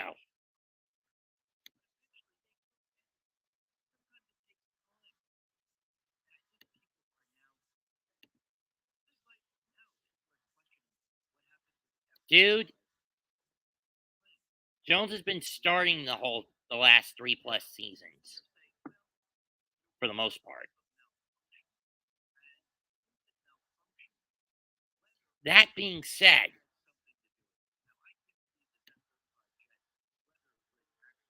I blame this more on the fact that Martindale hasn't been able to adapt defensively, and offensively, the big issue is Shane Lemieux in the middle. Pick up a 7 on that pass. It's at the 38, a 56-yarder at worst.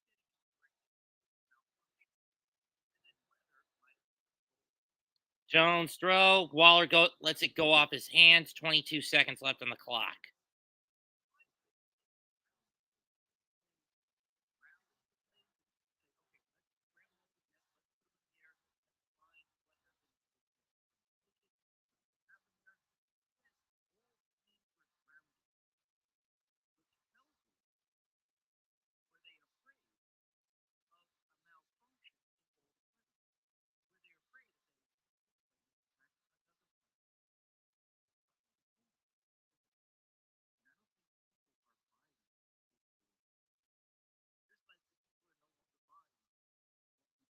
Hodgins, the intended target. No pass interference flag.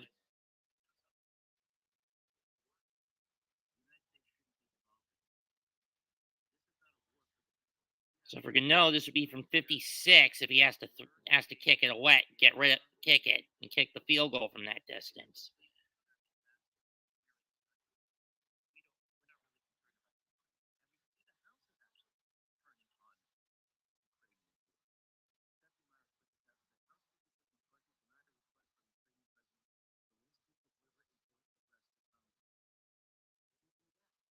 Kicks up, and he got it.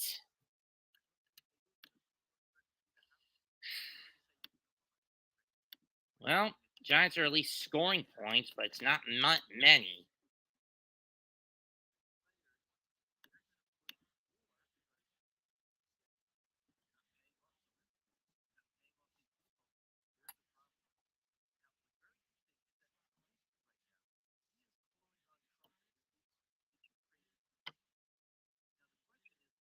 In terms of first halves, at least this is a step up for the Giants, both offensively and defensively. Offensively, they got points.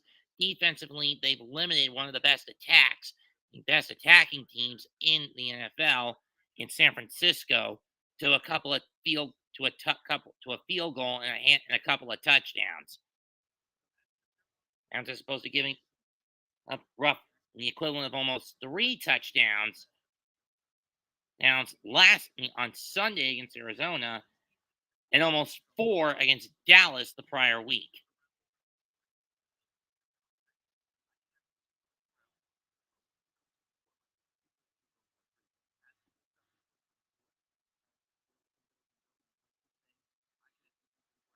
Then again, the Giants have only beaten the 49ers like 3 times since the 2012 season. Yeah, I'm not counting the 2011 NFC title game.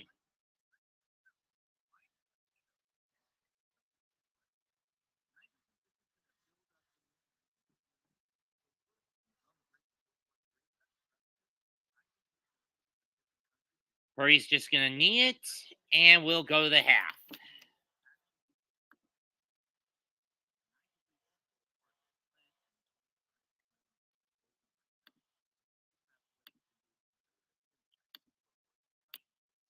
First half's over with the score 49ers 17, New York Giants 6.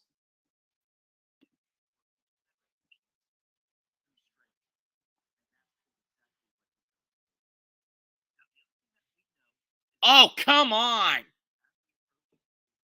That should be a disqualification.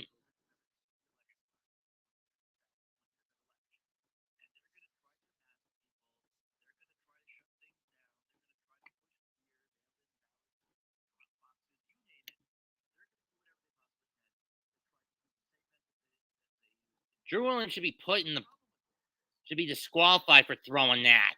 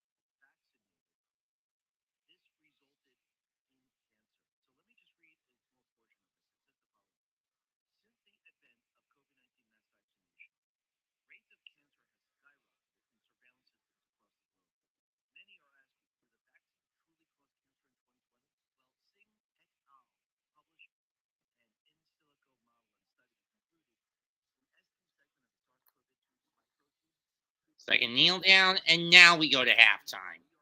With the score, San Francisco 17, New York 6.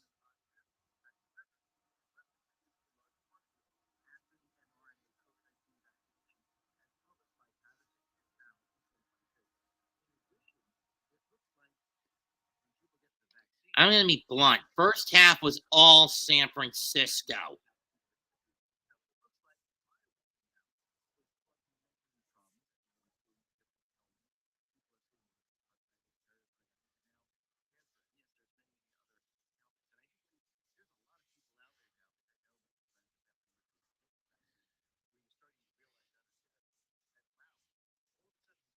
We love, we hate, we die forever late in Willow's Way.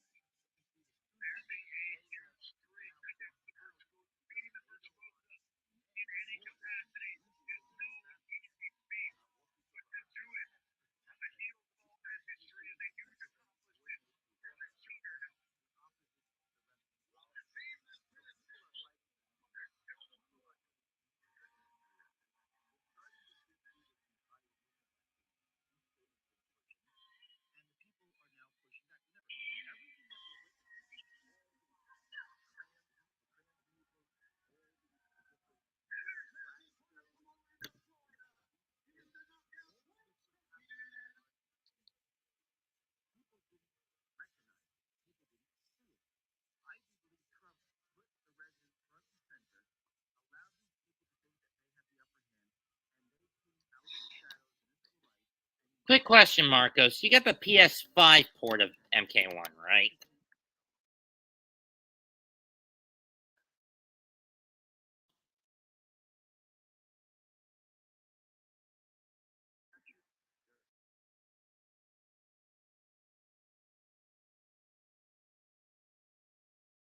Okay. Thank God I'm not buying the Switch port until that patch is put in. Until they get that update patch installed. Because that thing just looks fucking frightening and ugly. From what I've seen of it. Then again, I'm not sure if I even want to get MK1 for any console anyway. To be perfectly fair. I'm almost out of ROM space in both my Xbox One and my Switch Lite. Again, not getting it for the latter given the issues with it. And for those wondering how bad the MK1 Switch port is, think Arkham Knight PC port, but 10 times worse, from what I've heard through the grapevine.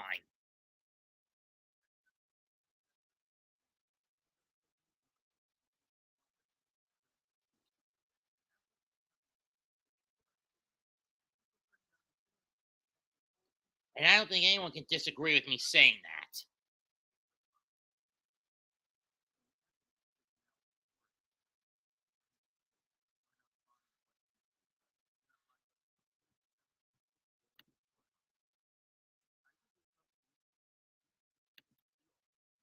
Unfortunately, with no Barkley for 2 more weeks, the Giants don't really have a ground game. And this is what's going to shoot them in the foot, in my opinion, against San Francisco tonight, Seattle next Monday, and maybe Miami the Sunday after that. At worst, we get Saquon back at Buffalo. At best, we get him back at Miami.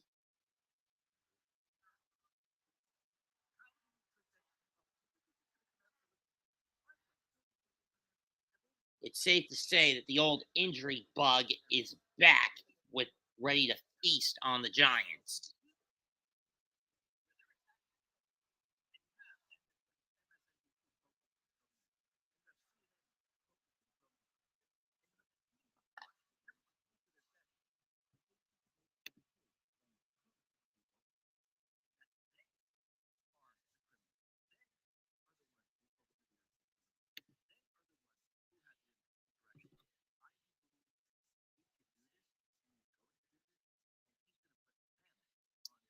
Blake, Marcos, who gives a damn about the LA Lakers? I sure as fuck don't.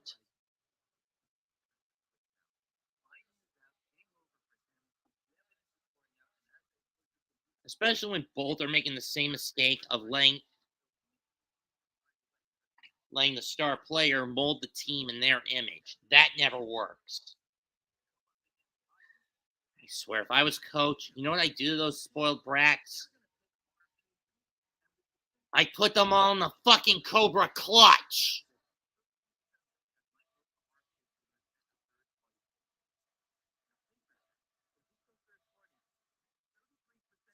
Yo, fucking Joe.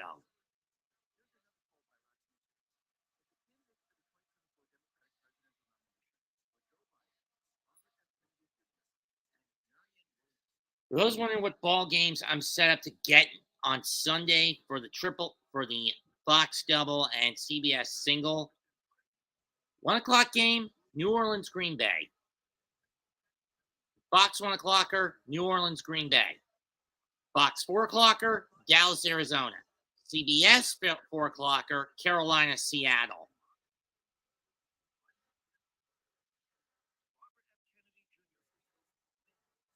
Then, of course, we got Pittsburgh against Sin City on Sunday night. And the last doubleheader. I would prefer watching the Eagles versus the Buccaneers, to be perfectly honest.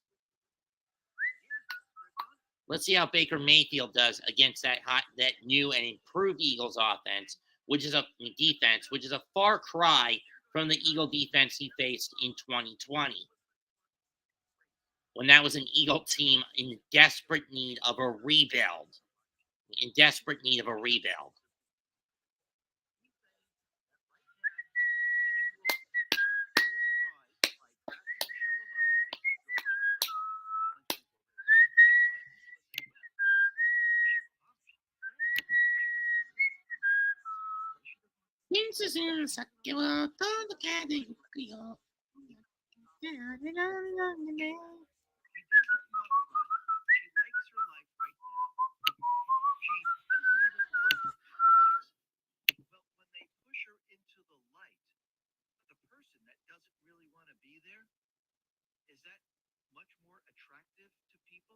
Nope. Yes, because when people see someone that doesn't want to run, doesn't want this position, and they're being pushed into it, the people say, "Oh, wait a minute, this must be a good candidate because she really doesn't want to be here." But people are saying, "You must because we have no other choice right now." What do you think the people are going to do with this country? They're going to say, she might be a good candidate.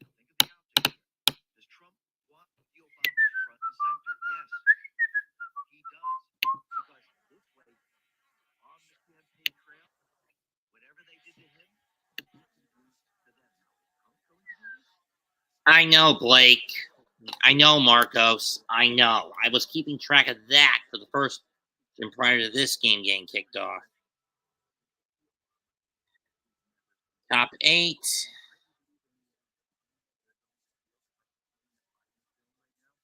Craig Kimbrell, who was formerly the main closer for the Phillies, now on the mound.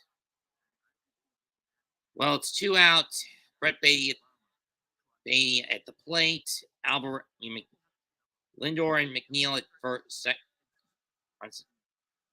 and third, respectively. And Beatty goes down on a foul tip. Piece of shit. Believe me, bringing Jose in here would not work. And besides, I wanted to see if I can do this solo again. If I was competent enough to do it solo anyway, Marcos.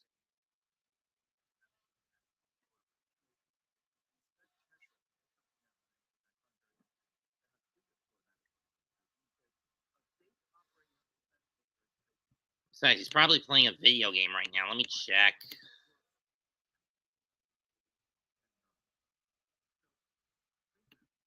Well, halftime show about to wrap up. We go to the third quarter with the score San Francisco 17 and the New York Giants 6. Ugh.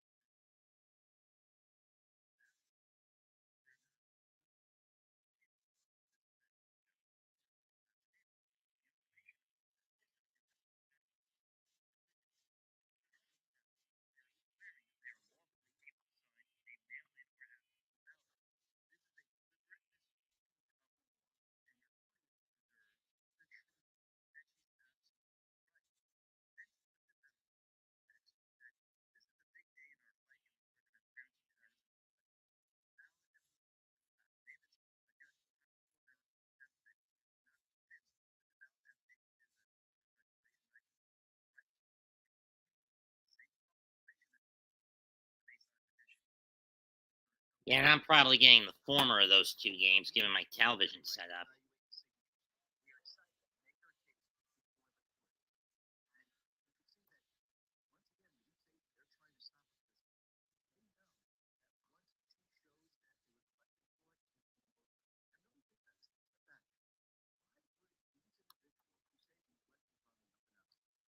Let's face it this way, Marcos. Mets are not getting into the postseason anyway, given how badly Buck fucked the team over or in June.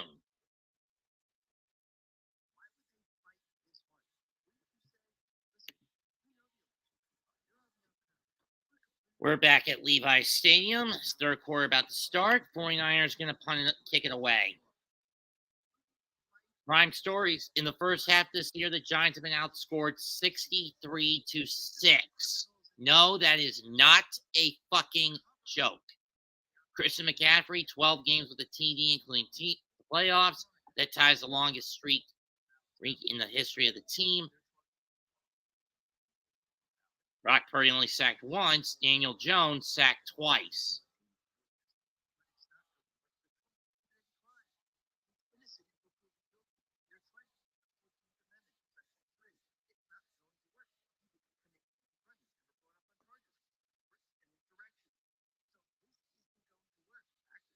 Yeah, but here's the thing. The Cardinals had a shit defense in the second half. I'm not sure if that's going to work if lightning will strike twice. Bear catch in the end zone for a touchback.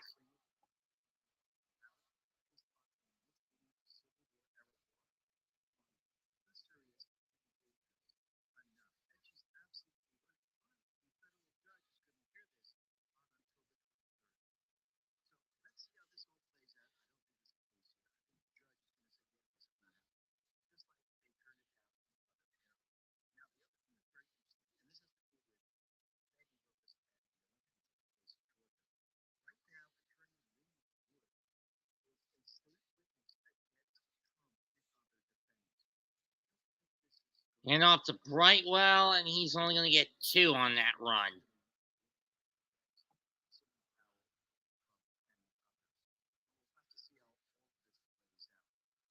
Gotta stop playing conservative and go reckless here.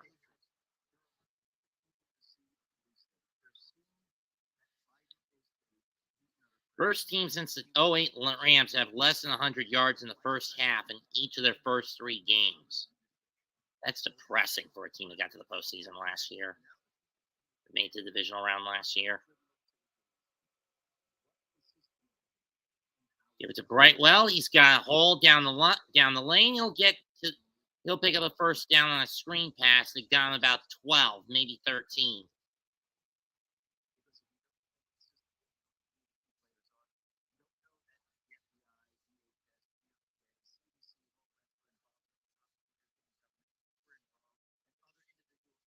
$12. He got 12 on that catch. Or 13, actually. And off to Brightwell again. This time he doesn't even make it back to the line. Or close to it. No pickup.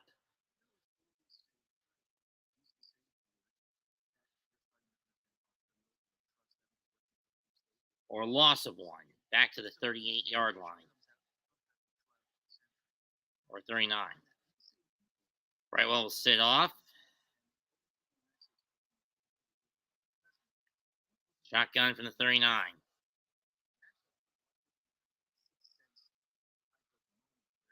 Jones going to bolt. He's going to get 5. I could have swore he got horse collared. Oh, he only got 4.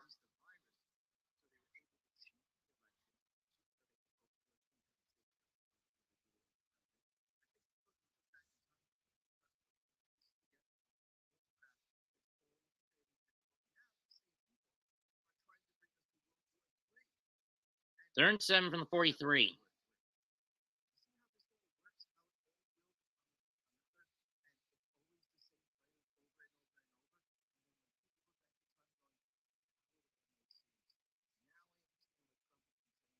That was intended for Slayton, and the Giants will have to punt.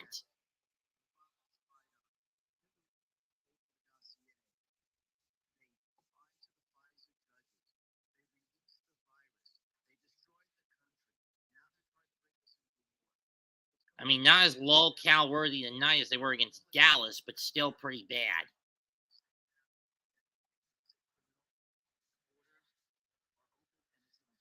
I swear.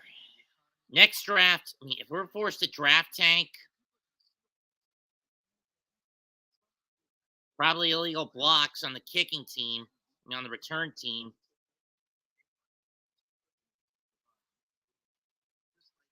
Illegal back blocks by the 49 on the return team.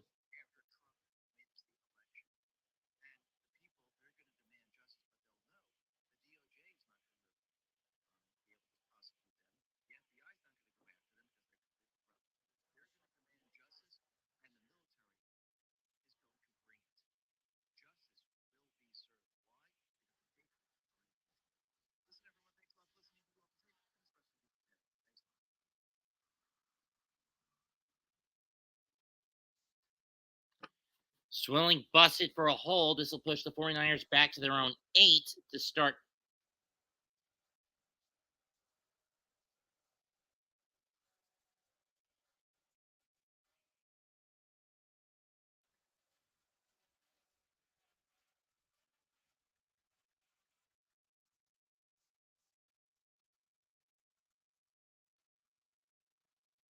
I have a bad feeling about these updates.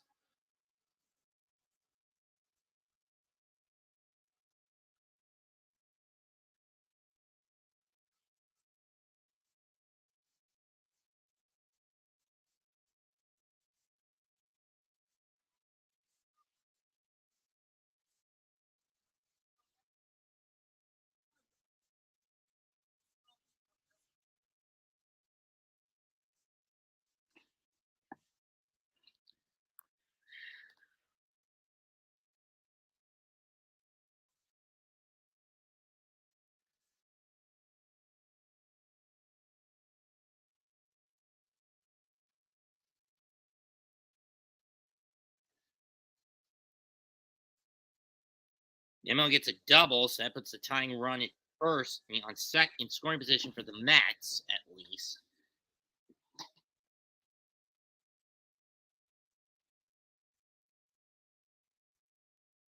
But I don't trust Niantos or Alonso with how badly they've been swinging the bat. Let's check in on that game anyway. Alvarado on to try to close it out for Philadelphia. He's got LeCastro to strike out. Let's see what he gets on Vientos. Mauricio. Fouled off the foot, strike one. 0-1.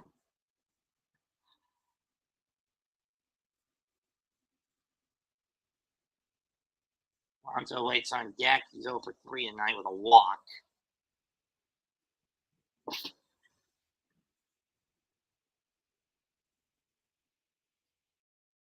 Foul again. And Mauricio's gimping. 0-2.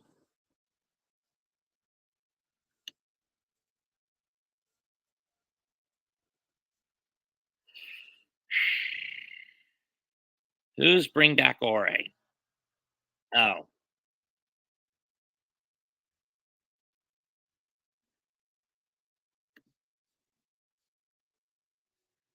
First and 10 from the 4 based on the penalty. McCaffrey in the backfield. 12-14 left in the quarter. Hand off to McCaffrey. He's going to get 2.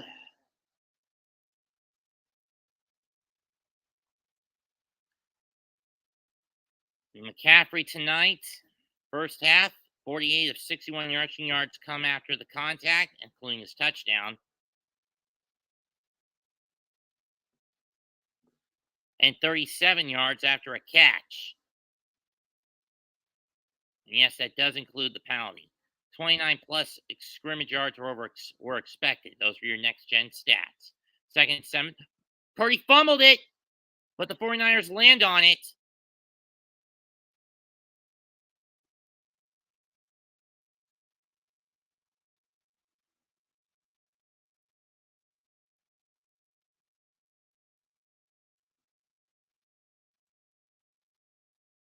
Purdy fumbled it, but he was able to fall back on top of it, but it did cost the Niners a yard. Let's see. He had it, didn't get a good grip on it, but he was quick enough to pounce back on top of it. 3rd and 8 after the botch. Back to the 4, and back to the 5.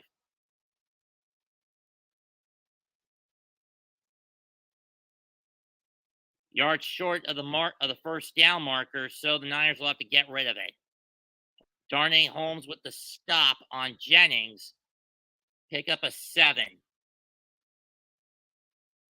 In the meantime, Alonso faces Alvarado. Career, he's 2 for 6 against Alvarado. Both of his hits are homers. Mets down 1. And for the Phillies, this is a chance to knock the Mets' elimination number down to 1. Keep in mind, Philadelphia is the top wild card team. Oh, it was incomplete. My bad. Lazy kick. And it's muffed, but we got a flag. I think this is going to be fair catch interference.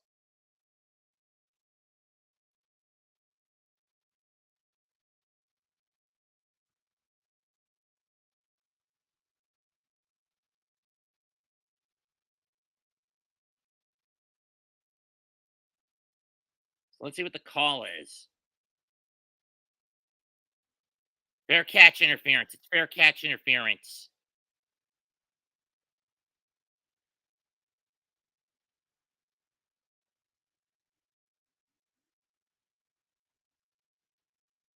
Fair catch interference on the kicking team. Giant ball, 15-yard penalty.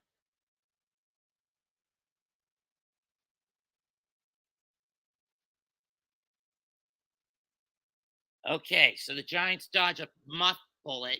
They dodge the muff bullet, and they get a 15-yard penalty bonus from the spot of the foul.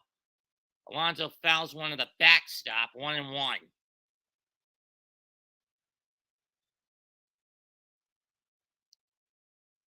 Doesn't even bother to chase that here, 1-2. keep in mind my focus is more on the Giant game than it is the Met one. But in between commercial breaks, I'm willing to do this. CBP on its feet, looking to see the Phillies push the Mets to the brink of elimination in terms of the wild card hunt. They would reduce the Mets' elimination number to one, and with the Pirates leading the Cubs, that would only reduce their number to two. 1-2 pitch to Alonso. Got him. Phillies win 5-4. Swung a pitch low and out. Ring the bell. Ring the Liberty Bell. Mets now officially on the brink of elimination at one, with their elimination number reduced to one.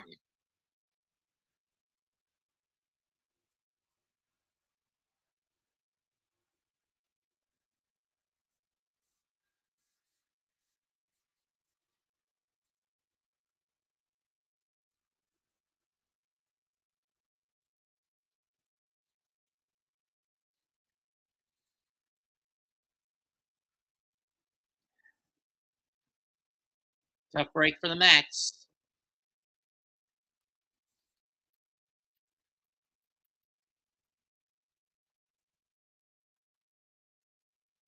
Now let's put this back. Okay, based on the spot from where Ray got hit, that was around outside the Giant 45. So this moves the ball to the inside the San Francisco 45, maybe they're 40, just outside the 40. Since it's a 15-yard personal foul.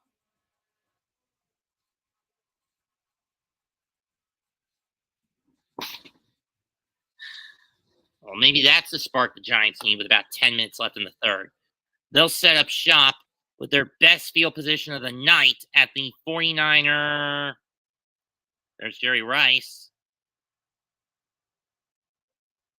In many people's opinion, the GOAT when it comes to receivers, and I am not going to fight that. 37.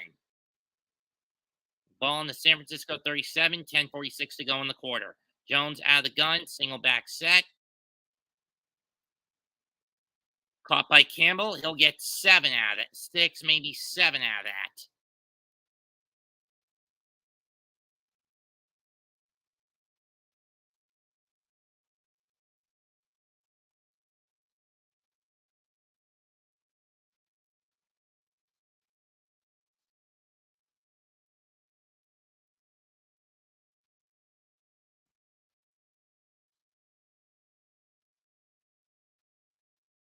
Second and 3 from the 30.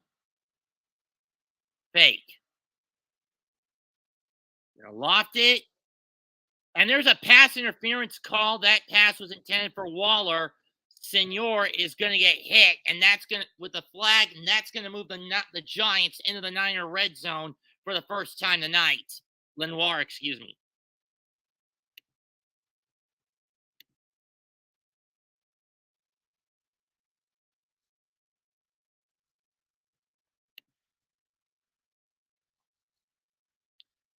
See, ball is placed at the 8-yard line, I think.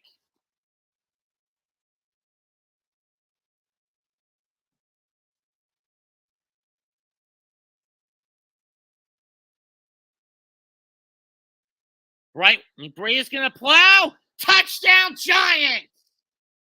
Stand up, New York Giant fans.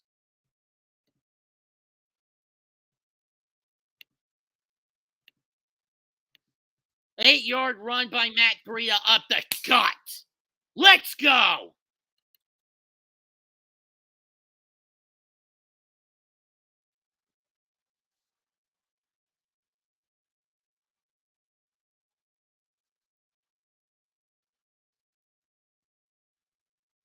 And they're going to go for 2. I don't know about this. I would have just taken the 1. But I get you want to get within a field goal. That's all fine and dandy. Ball at the 2 to start this play. Here it comes. Jones looks. And he's going to get stuffed. Neil, you son of a bitch. Well, Either way, 10 minutes left. The Giants are back in this 17-12 San Francisco. New York, San Francisco 17, New York 12.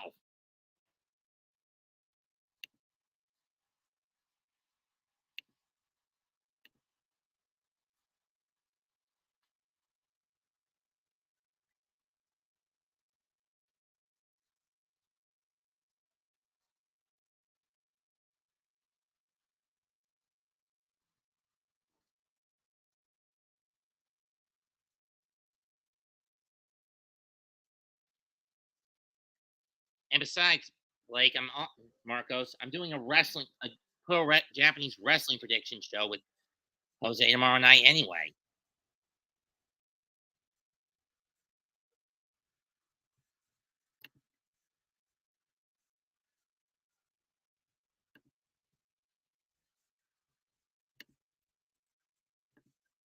Missed a Bria touchdown, Marcos. Didn't get the 2-point conversion.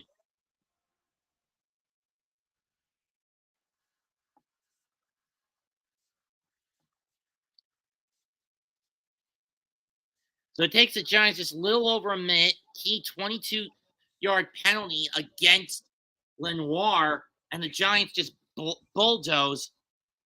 56, just chip away at 56 seconds on the clock. They don't get the 2-point conversion, but they do cut the deficit to 5. Down to 5.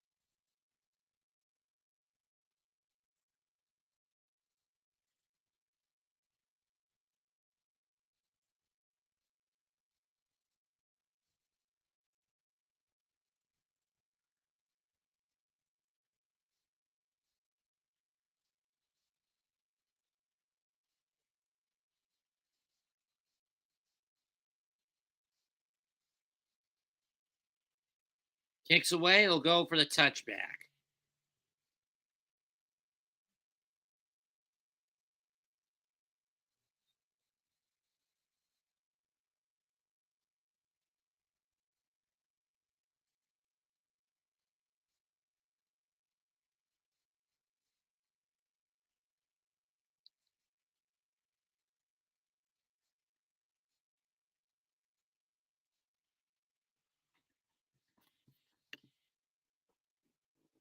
Ten minutes left in the third quarter. 49er lead has been cut to 5. From 11 down to 5.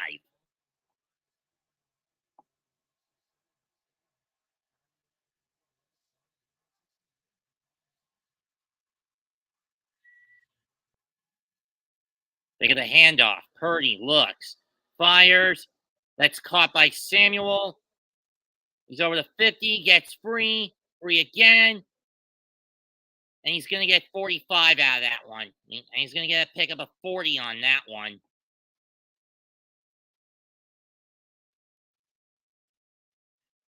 This is the main problem the Giants haven't been able to figure out.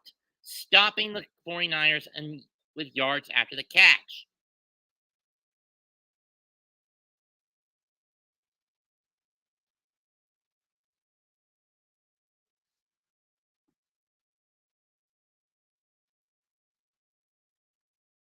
At this point, if I'm Brian Dable, I take the defensive playbook away from Wink Martindale and do this myself like he did last week on the offensive end of the ball. Purdy is going to get stuffed. Second sack of the night. This time he's going to lose 6. It's Leonard Williams on the sack.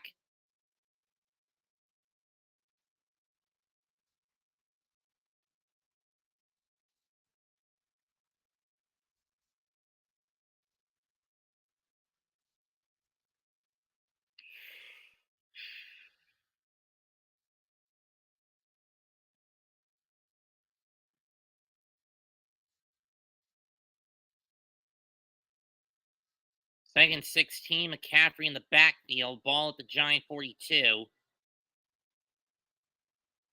Fake of the handoff. They're going to fire it to Kittle. And he gets 12 back.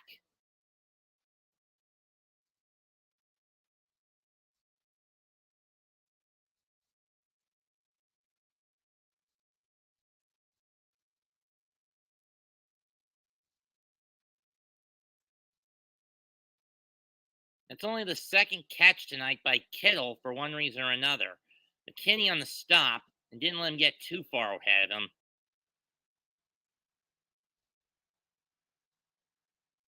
Oh, it's only his third catch of the night. From the 29.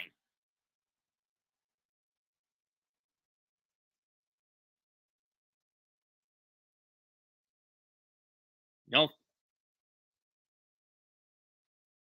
This is going to be pass interference. I just know it.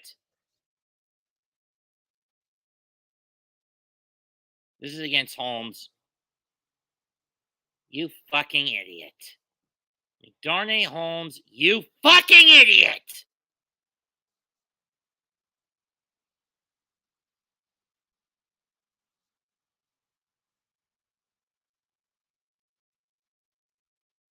You damn idiot! And even if Pinnock had caught that one, it wouldn't have been a pick. It wouldn't have mattered. You son of a bitch. People wonder why they don't want Holmes in the secondary. He's a penalty target. Now the ball's on the 24.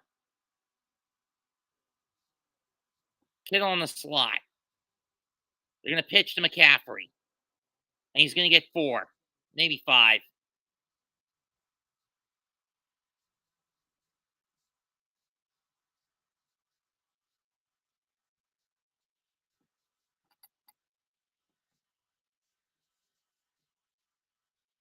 Not normally. I mean, you look at Kyle Shanahan's bad track record in Washington. There you see Kyle's father, 3-time Super Bowl champ Mike Shanahan.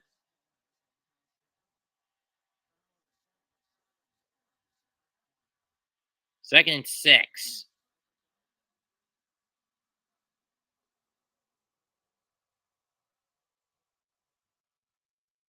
And McCaffrey's got the first after a pickup of 7 being shoved out by Adoree Jackson.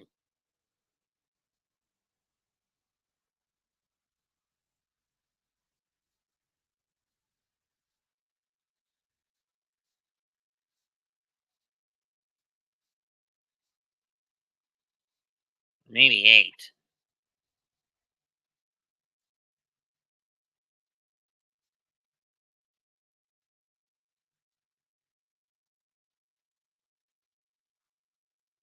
From the 14. McCaffrey's got it again. He's going to get 7.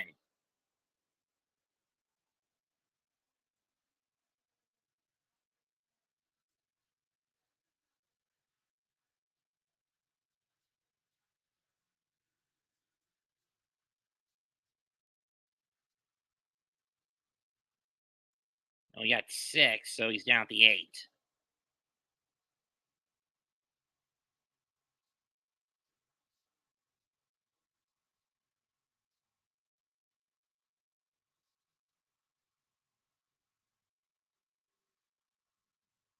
Pitch to McCaffrey again. And this time he's stopped by Nate McLeod, loses 5.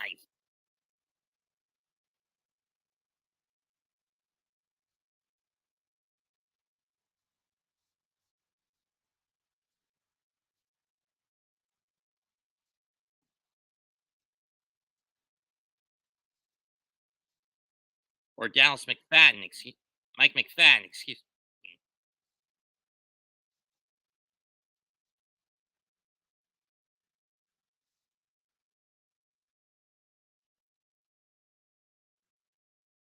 So he lost 4. My bad.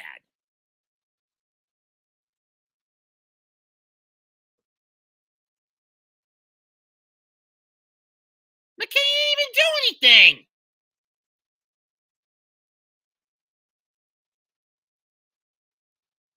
see McKinney touch him.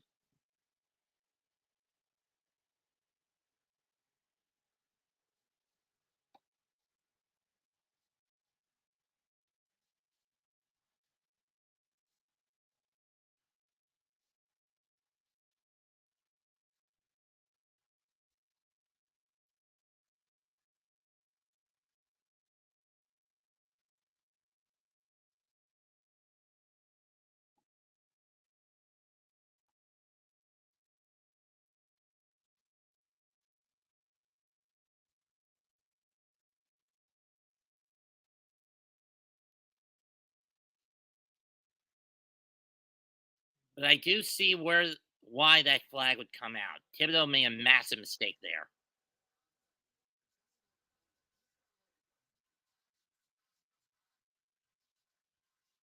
First and goal now from the 7.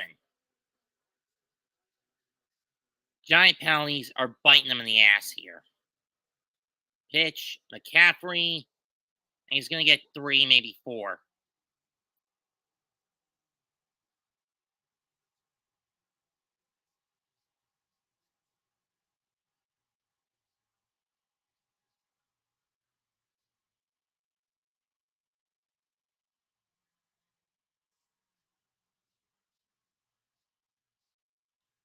I mean, seriously, 307 yards given up by this defense. 102 on the ground, 205 in the air.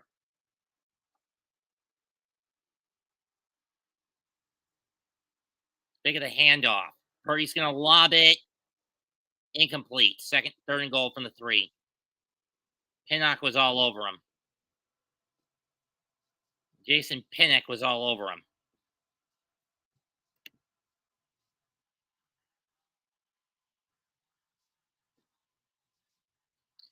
At best, we'll be down 8 after this drive. At worst, we'll be down 12, maybe 13 if they're crazy enough to go for it.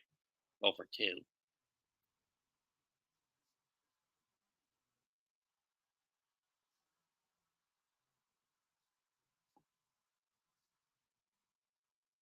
They're in goal. They're going to go to McCaffrey, probably. Nope, they're going to throw it. Incomplete. What the hell happened there? In any case, this is going to be a clean shot. 21-yard kick for their kicker. I'm just going to give them the 3 points by default. I mean, it's another moral victory for the Giants. They do hold the 49ers to a field goal at least.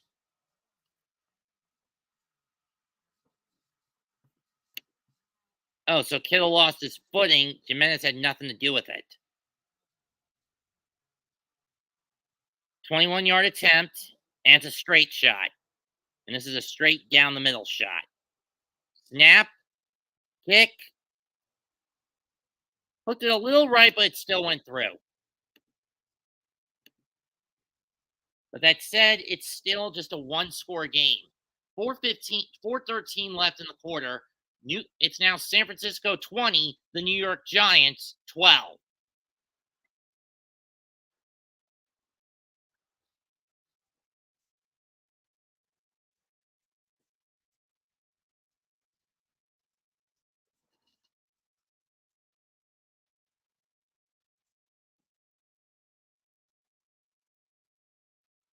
I mean, San Francisco basically killed Kenny Pickett.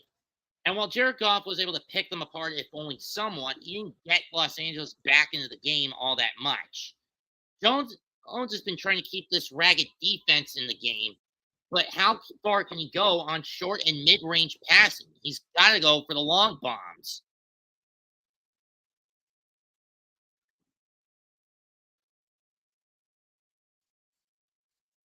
Two penalties nearly killed the Giants on that drive.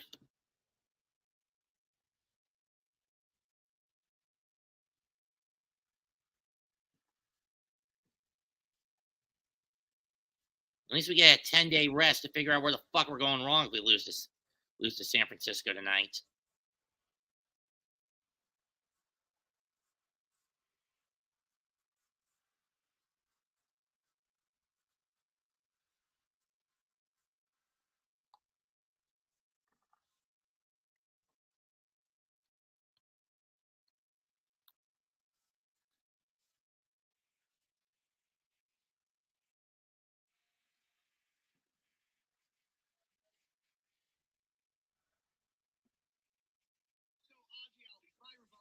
Took you long enough. Enough, Tree.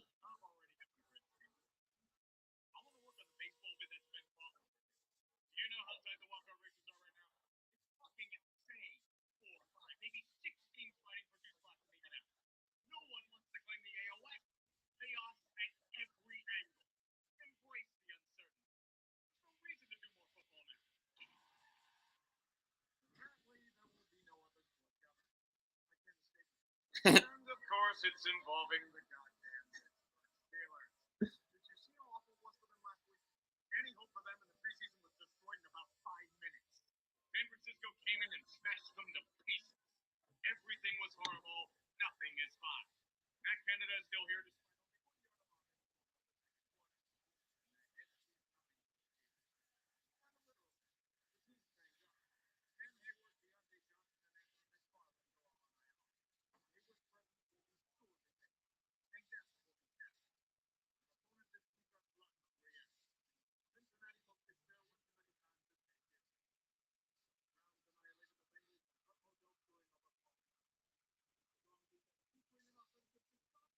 And Gray will go down to 20.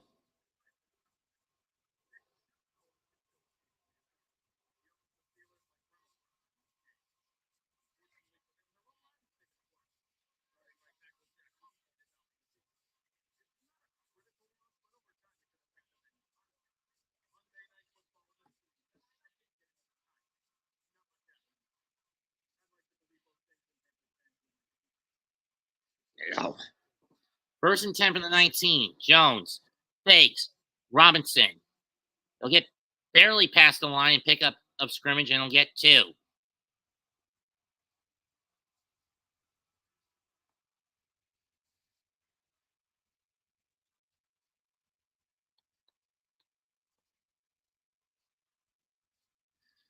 Second and 8. Ball on the Giant 21.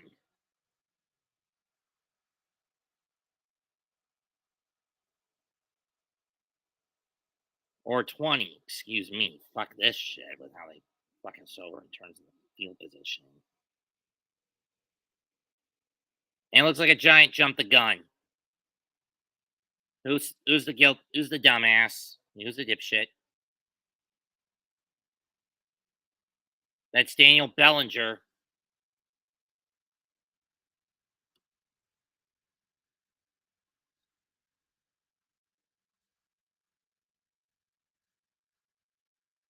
Yep, that twitch.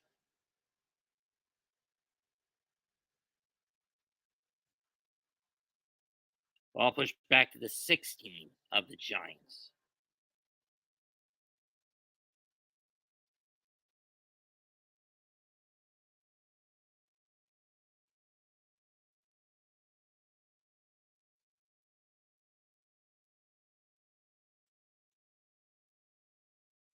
Robinson again. I mean, seriously, wouldn't Dable take the playbook away from Martindale and do it now? This conservative approach is not working. Piece of shit. This is the Joe Judge coward shit all over again. Pick up a 3, a 4 to get back to close to the original line. 3rd and 9 from the 20. Giants are 3 out of 8.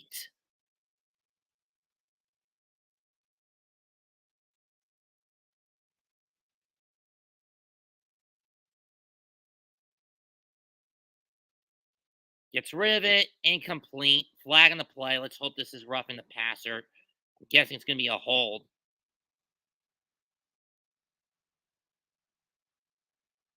What's the call?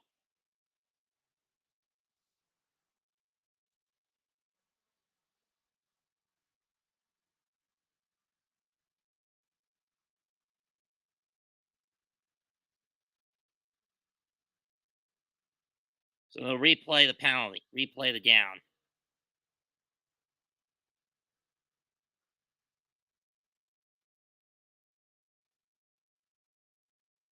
Can we stop throwing the short shit? These check downs are not working. They're not helping my damn fantasy teams.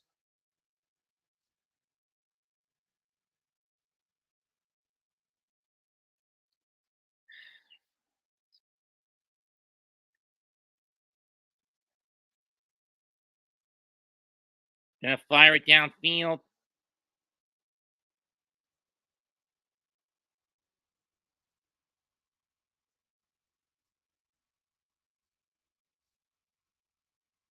That was a bad pass.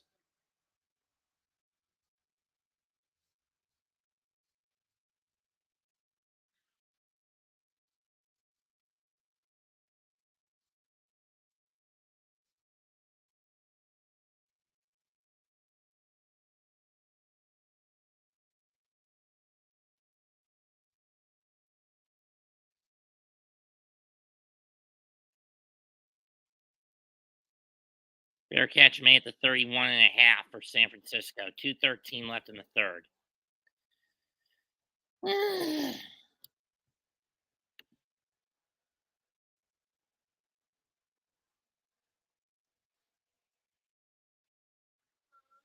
I know, Marcos, that the next Super Bowl's in Sin City.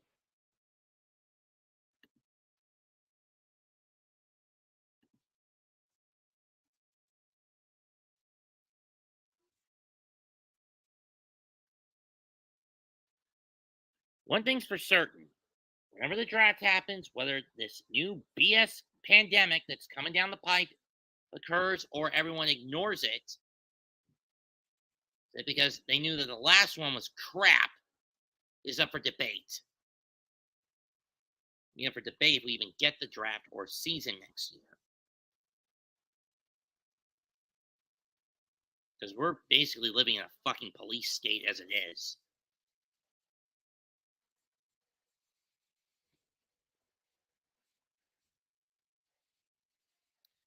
I've been at this now for almost 3 hours.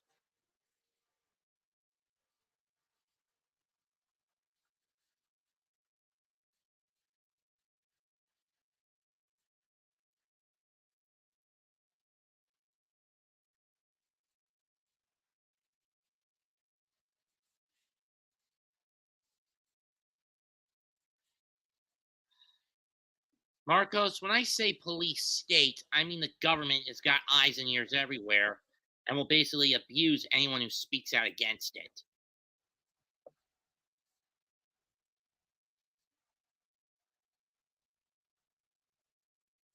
Not police brutality.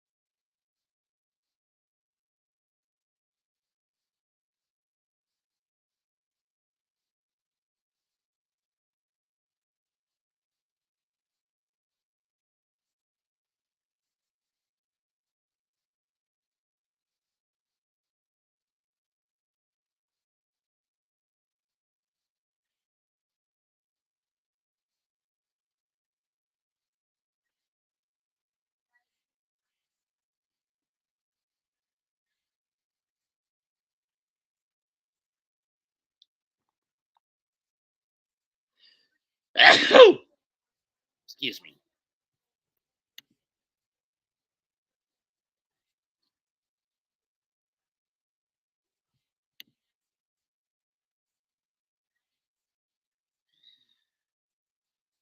Anyway, after the first timeout burn, 1st and 10 of the half by San Francisco. 1st and 10 from their own 31. They're up 8.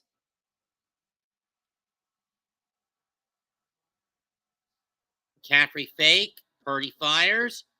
Kittle's got it, and he's going to get 7 or 8. Once again, Brock Purdy not really doing all that much in terms of his air game. Sure, he's got over 200 yards in the air, but it's Not really doing much. There's no touchdown pass. He's been sacked twice.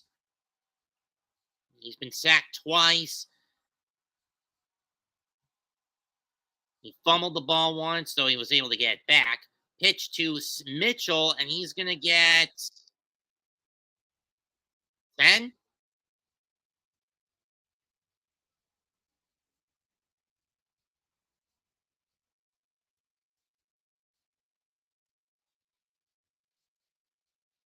Oh, he does have a touchdown pass tonight. I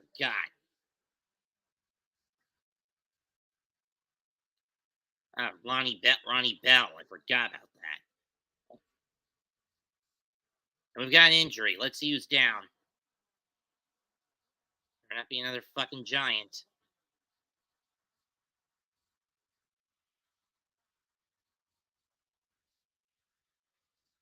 Hmm. 68 seconds left in quarter number 3.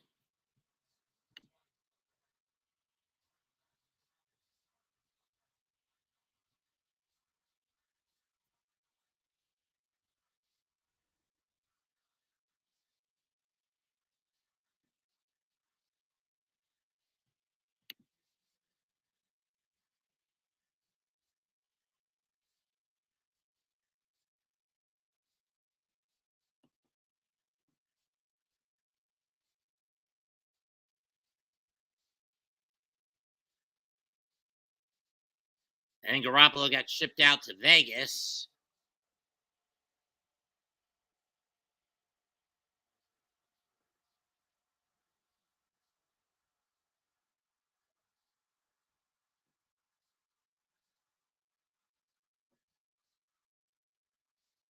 Nimitz Rhodes Sr., Roche's Sr. going off. Little shaken up, but nothing too bad, I don't think. Game clock resumes. Play clock resumes. We're under a minute to go in the quarter. From the 47 of the 49ers. And off to Mitchell. He's going to get 1 or 2 maybe. One more play for the third quarter, and then we'll go to the fourth. Ah, damn it. Another Giant. Hey, injury bug. Leave the team alone. It looks like a pinched nerve in the neck.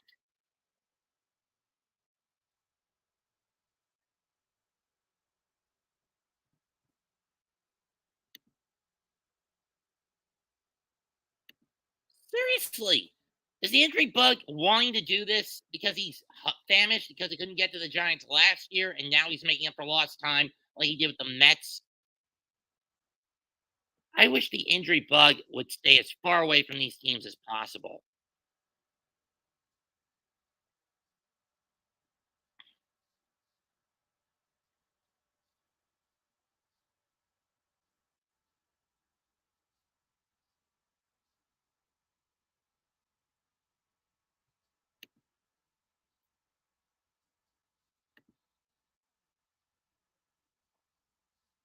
Pinch nerve in the shoulder, I think.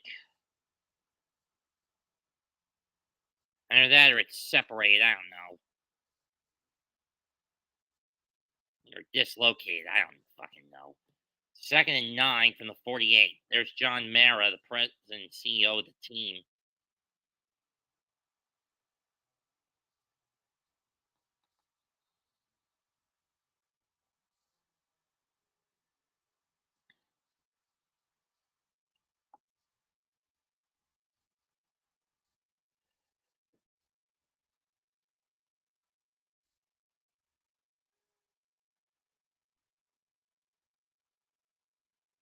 Caught by Kittle. He'll get the first down. 30, 25, and out pushed out to 24 after a pickup of over 30.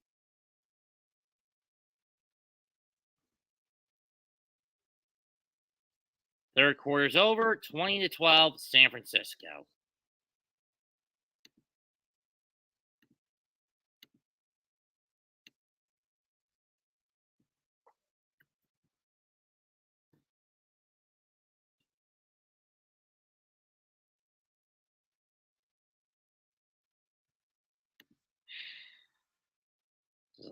bullshit.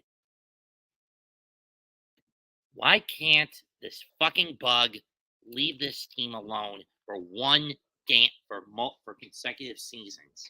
I ask, why? Which will be interesting considering they have no offense. Cleveland's looking to go 2-0 for the first time in 30 years. A lot's at stake for both teams. Into the hands of Alex Heisman. God bless Nemesis. Asking, get his ass off the team. I'm done with him. In fact, I'm getting that way with Kenny Pickett. What was that ball, man? Right force to make the Browns miss the pick from Packy to trick Jamari Cooper. Wait a second. The ball was knocked out before his knee went down. Thank the gods the doctoring of the tapers worked wonders. The bullshit of Steeler football is real. The hell is happening with the football? Jesus Lord, the field's become a pinball table and cats are dancing with dogs. Why did you have to take on Nick Chubb? What the hell did he do to you? I love Nick Chubb. I look forward to seeing him play every time Cleveland plays this team. He's a beast and one of the best runners in the game. And now his knee's destroyed. I am told that the replay of Nick Chubb getting injured is not to be seen. Let's put it this way. The knee is not supposed to bend 90 degrees to the right. That's structural damage. Worse, this was the same knee that got blown up when he was a young runner at Georgia almost a decade ago. It's not just the season that might be over for him. A brutal loss, not just for the Browns, but for the game of Kareem Hunt. Welcome back to the ball.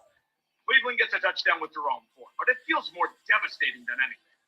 Their offensive catalyst is gone, but a great miracle is about to take place.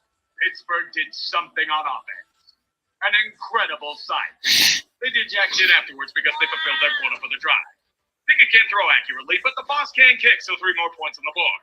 But for the Browns, when it shits, it's diarrhea. Elijah Moore makes a great catch, but he can't keep both feet in bounds again. What a pity. May the Steelers do something with this blessing. Catching wide open Pickett. There he goes. Touchdown Steelers. Continue offensive and after John. How much? Well done. Cleveland, here's a field goal as compensation. Half for Kenny can't throw accurately, so they'll have to settle for strong side, new windows of opportunity open. In this case, Kenny just dies in the pocket. You bastards. That Cleveland's is almost as bad. Deshaun Watson fucking sucks. We're not even at the point of rust anymore. The guy's visibly lost a step or 3 since happy endings were silenced. His only offensive prowess is in face mask penalties and the costing refs. Deshaun's learned well. Says he did nothing wrong. Deshaun Watson actively denying touching someone he should. 23-yard line. Purdy out of the gun. Fires it. Looks. Incomplete, but we got a flag. This is either going to be pass interference and it'll put the ball at the 1, or it's going to be a roughing the passer. I'm going with the former.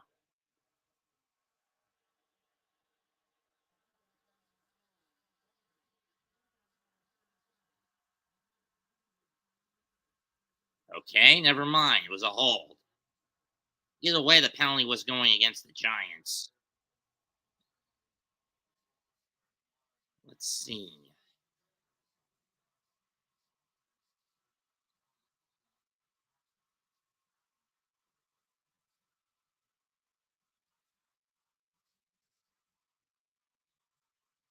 Anyway, ball's on the 18. So far, 50-50 in terms of 49er offense in the red zone. 2 touchdowns, 2 field goals. And this time, 2-yard loss for Elijah Mitchell. Michael McFadden on the stop.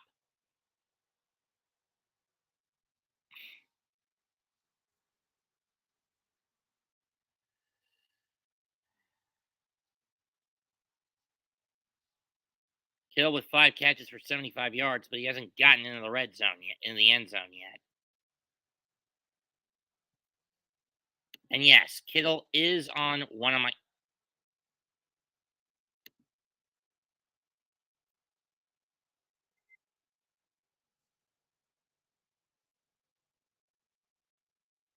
And this time, Holmes trips up Mitchell. He loses 3 back at the 25.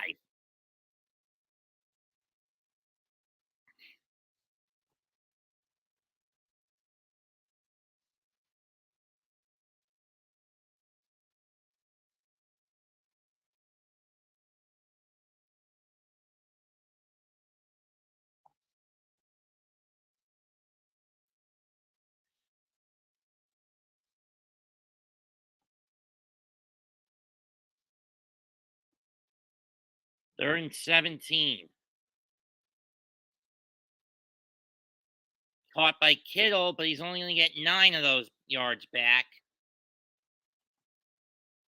He's only going to get all 7 of those yards back.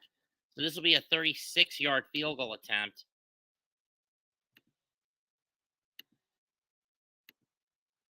Jake Mooney on the kick. Again, this will be about a 36-yarder. Should be an easy hit.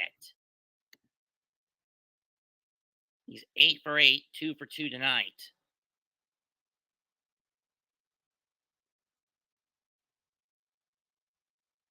Kicks up. Here's the snap. Kicks up.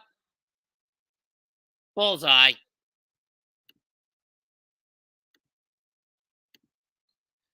$12:47 to go.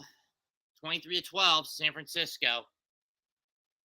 Look, I had a gut feeling the Giants would probably lose this one. But at least, unlike with Dallas, they're putting up a fucking fight. They're not going down without a fight this time. Small moral victories in life. But that said, it's a 2-score game now. With fruits hanging so low, it may as well be on the ground. Should be thankful Pickett's been shittier, or else he'd be getting ripped harder than he already is. Maybe Aperssure's insurance is part of the sponsorship agreement. I know they don't sell health insurance, I don't give a shit. They're gonna need some high-end wood. It's truly great. Nobody blocking Fione Taki for a 3 and out. Again, Presley Harvin is the greatest punter in the world. God bless his thick-legged greatness. It's all part of the master plan. How to save the day. All of Yinzerdom is shrieking their war cry. Kinda sounds like a typo. The crowd wants blood. It should have happened last season. Now Cleveland has a chance to win because the Steelers have a Yugo for an offense. Time winding down and they're pushing down the field to about the 50-yard line. It's time for the Pittsburgh D to bail this team out one last time. Sean can run, but he can't hide from the hands of Elijah Riley. Okay, then. 4th down is upon them. And the predictable happens. Sean throws an incomplete pass. Steelers have fun with that. I don't exaggerate, even in losing to goddamn Pittsburgh yet again. It's in the long-term ramifications. Deshaun Watson isn't going to save them. The best defensive weapon may have played his last game as a clown. The whole game plan fell apart once he was gone. This was devastating. And it might derail the season in spite of their defense. And against the hated rival, them? Jesus. As what is supposedly the greatest game finally ends, we continue with more bullshit to come. Matt Canada remains because the Steelers don't fire coaches. Mike Tomlin wants the fans fat, sassy, and spoiled.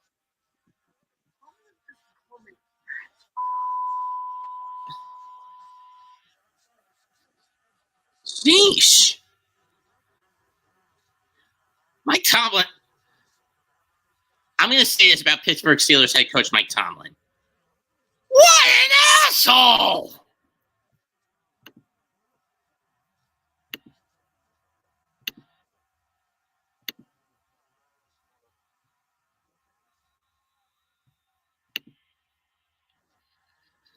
Giants will start at their own 25. Under pressure, Jones has only thrown 2 out of 6 for 7 yards. With no pressure, 14 for 17 for 111. In total, 16 out of 23 for 118 yards, and he's been sacked twice.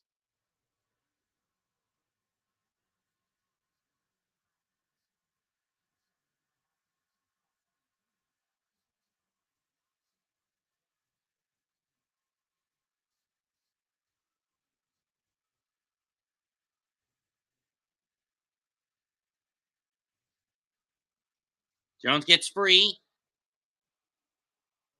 This is probably going to be a hold, so this run of 8 is going to come back. If I had to guess.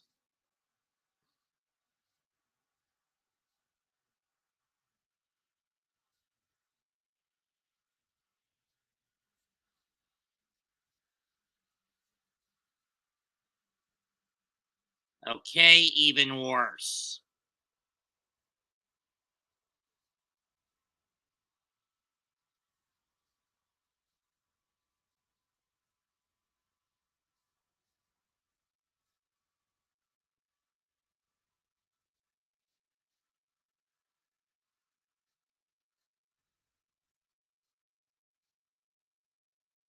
First and 22 from the 13.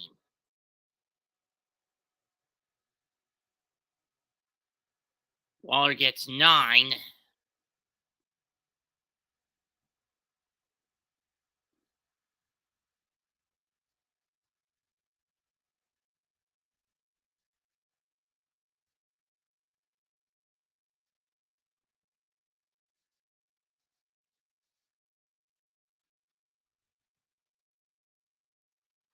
Second and 13.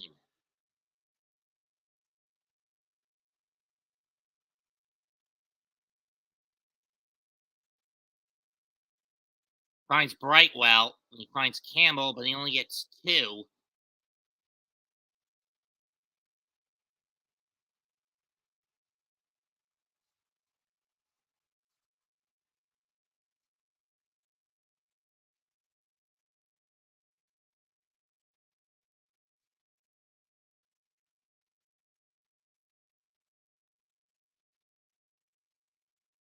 Three out of 9 for the Giants on 4th down. Most of them have been close quarters.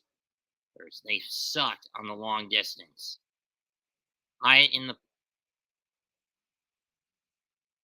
too high. That was intended for Waller, and it's going to be another 3 and out. Son of a bitch. And this is where the dominoes start to fall over.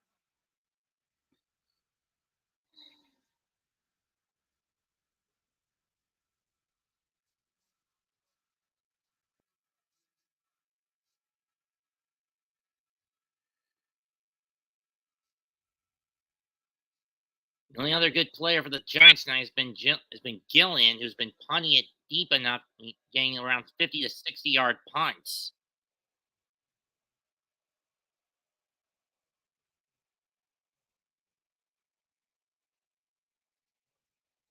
McLeod gets 11 on the return with 11 to go. And the 49ers up 11.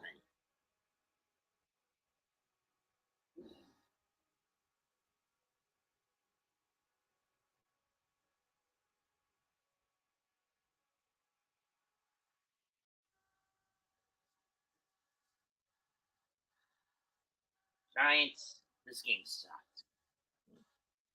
Well, not as bad as the Dallas defeat. I am going to say New York better get its head out of its ass. That kind of conservative approach will not work against Seattle.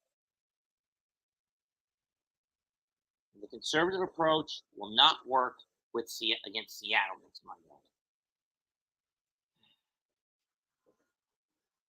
It is not going to work with Seattle next Monday. Work against next week with Seattle.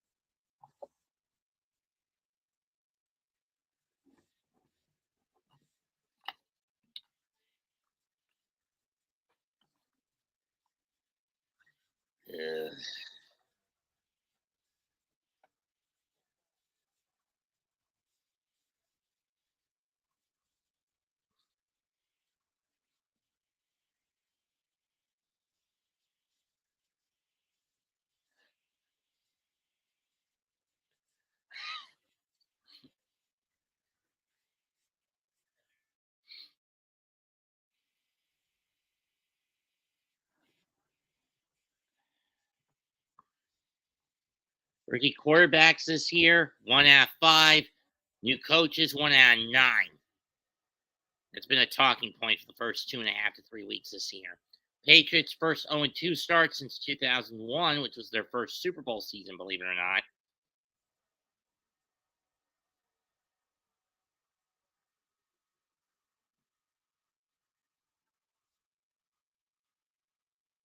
In any case, 1st and 10 from the 30 for the 49ers.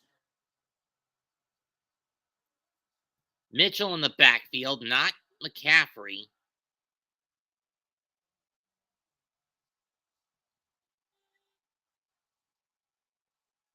Purdy fires, caught by Debo. He's going to get free, and then he's going to be dragging 18 yards worth of the Giants for 18 yards, and Debo is down. Repeat, Debo is down. Injury timeout with 10:45 to go. I think Debo's either concussed or he's clutching at his ribs. I can't tell from this angle.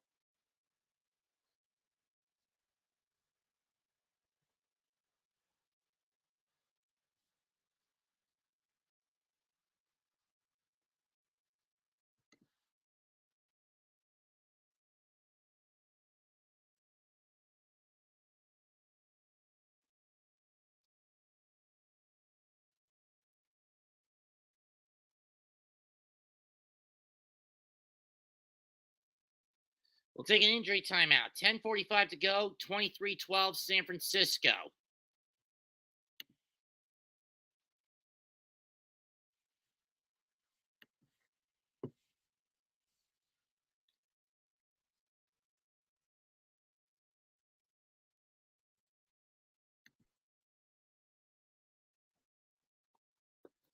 Am I glad that most NFL games on Monday night are going back to their ABC roots? Yes and no. It's a yes and no situation for me. I mean, yes, I now get both giant primetime Monday night games, but keep in mind, Daniel Jones has sucked balls on primetime. He's only won once last year against Washington. He's got 3, and after this one, he's got at least 3 more to deal with. Seattle next week, Miami, Buffalo 2 weeks after that, and then right near the end of the season, Green Bay. Jordan Love will not. Geno Smith, Josh Allen, Jordan Love, not going to be easy outs.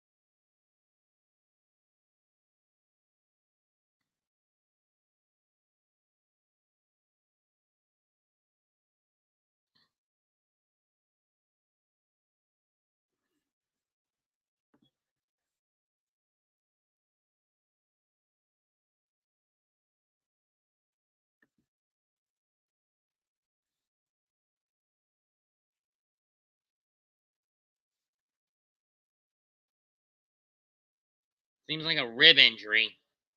Maybe bruised something. I don't know. Let's see what happened.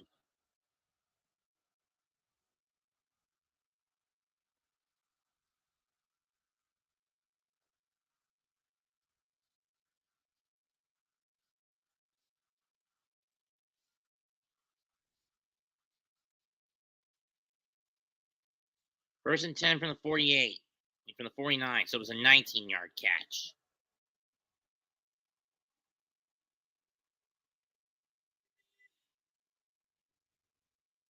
Purdy's going to fire. Kittle. And he'll get 8.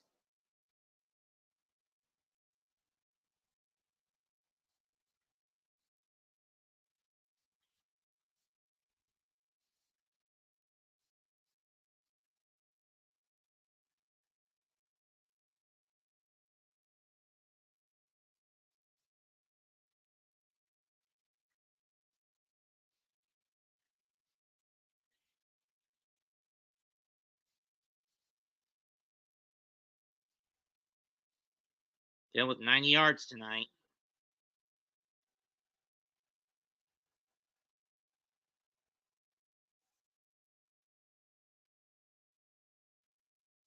And Usyk, the fullback, will get 3 for a first down.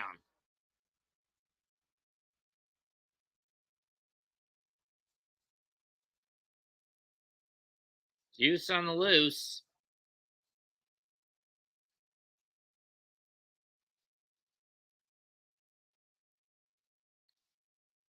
I mean, considering that the Giants don't have an O-line, I'm not shocked that they're getting pummeled almost 400 yards to around 130 total, folks. Trust me, I'm not shocked. And off to McCaffrey, and he gets 4.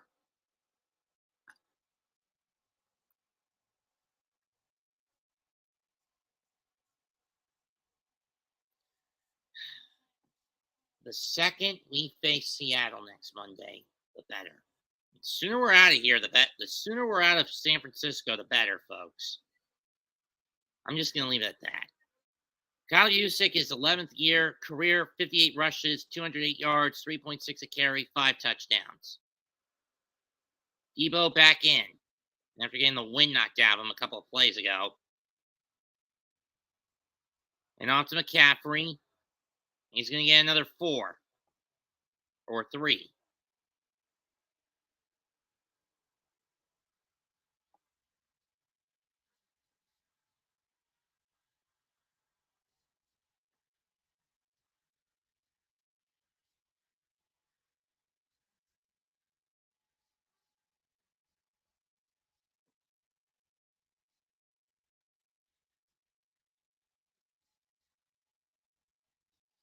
Seven and a half left. I mean, if they want to, the 49ers could just chew up the damn clock. It's a 2-score game. They don't have to score again and make it a 3. 3rd and 2, caught by McCaffrey, first down to 29.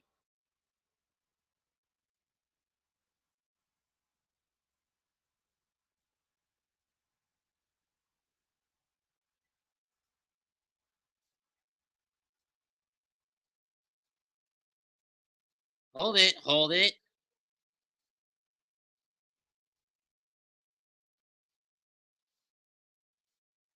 Never mind, they're not going to challenge it. I let the ball pop at me, hit the ground before it. But whatever. 1st and 10 from the 30.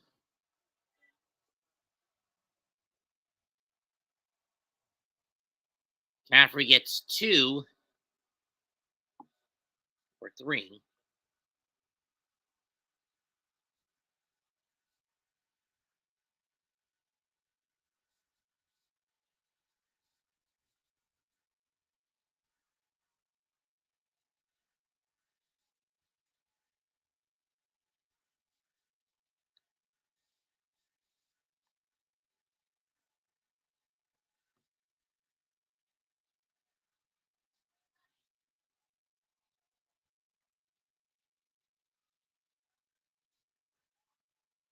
Yeah, that is a bit puzzling. Gonna throw the bomb. Samuels got it. Touchdown. San Francisco. Yeah, you might as well put the nail in the coffin at this point, folks.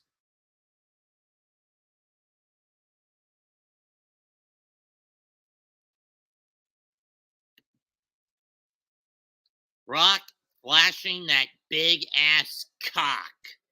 Pardon my mouth, but you get the joke.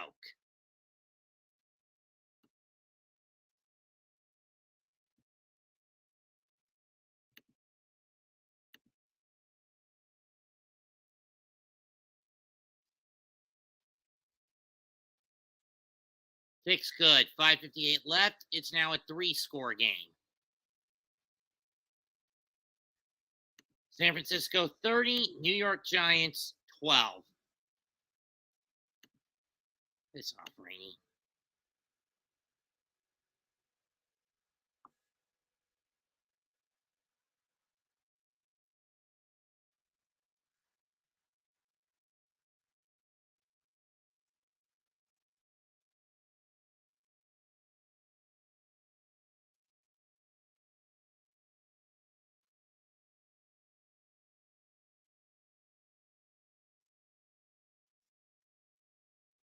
Let's see. CBS doubleheader next week.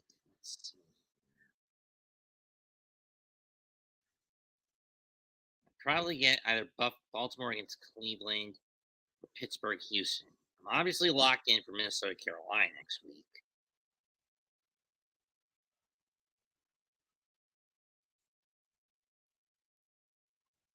Seriously, only one game next week? Las Vegas against the Chargers? How the fuck would anyone want to watch that game?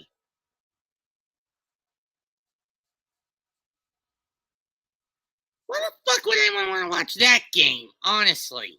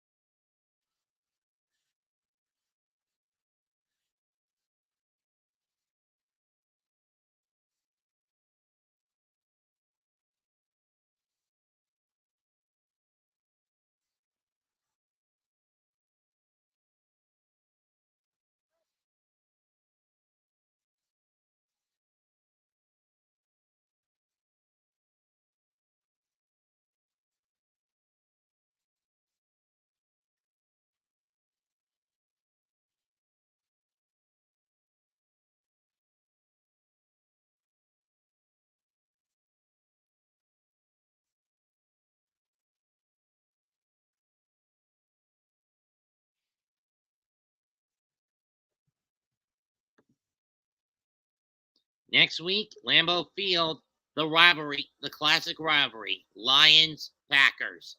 Packers looking for revenge after the Lions played spoiler to them last year in the finale of the regular season.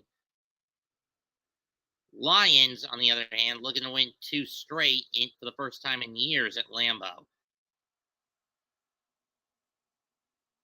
Touchback.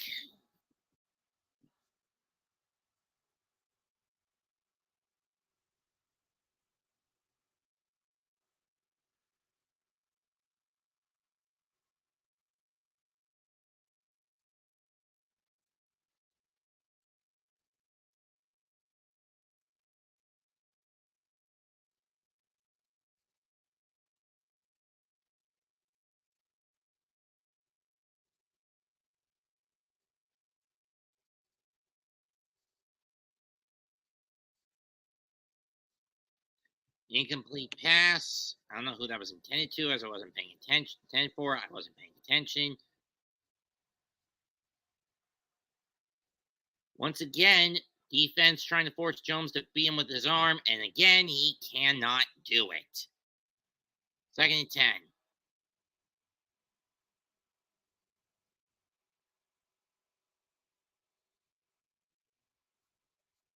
Slayton with the catch and a late hit.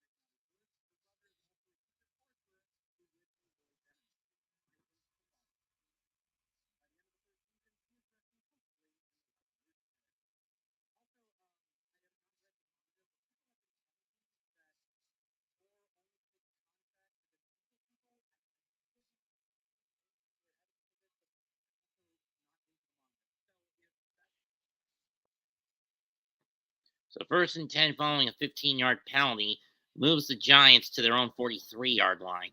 Jones out of the gun, and he's got to move fast. I mean, granted, this game's a lost one anyway, but that's sad. Jones escapes the sack. It's caught by Slayton at the 45 of the 49ers.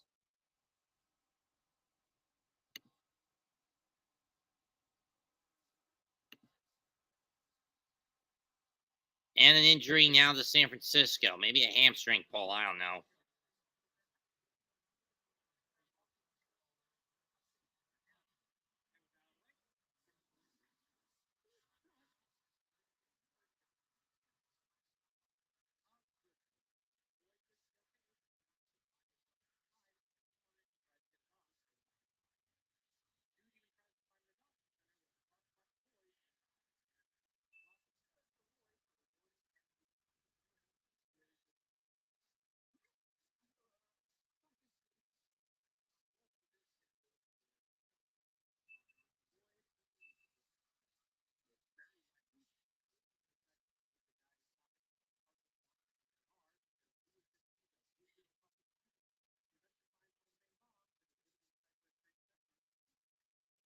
First and 10 from the 45. Empty back set. 5 minutes left. Clock running down.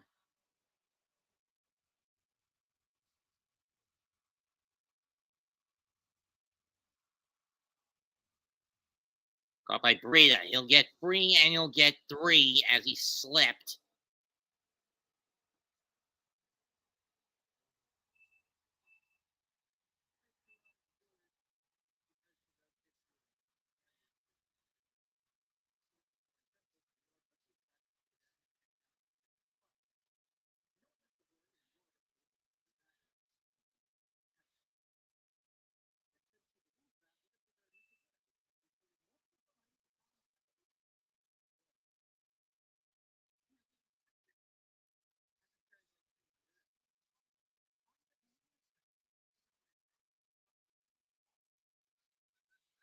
Third down on a 5-yard, on a 7-yard lost catch.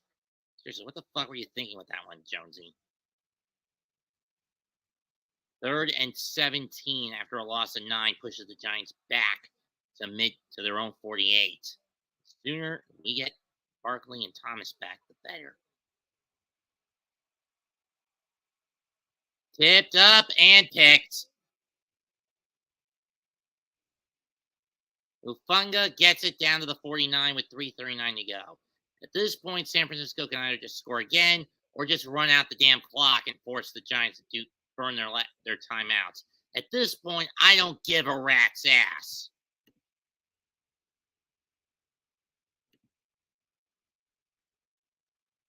Ufunga with a key pick. I mean, nail was in the coffin. The nail was already set on the coffin. This one just drives. This hammer blow just drives the nail in.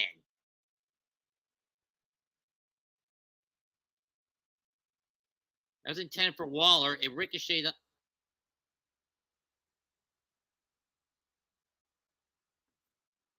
And Daniel Jones is reverted back to Danny Dumbass. But then again, given that he doesn't have his best O weapon tonight, he's not going to have his best offensive weapon until at least the game against Miami at best and against Buffalo at worst.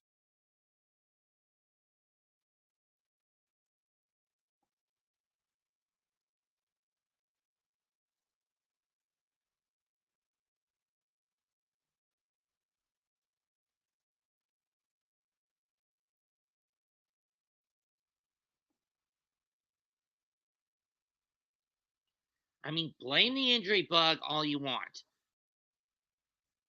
Is Evan Neal down too? Oh, good fucking Lord. This team, just for one damn game, stay away from getting injuries. It's 2021 all over again. What a load of bullshit.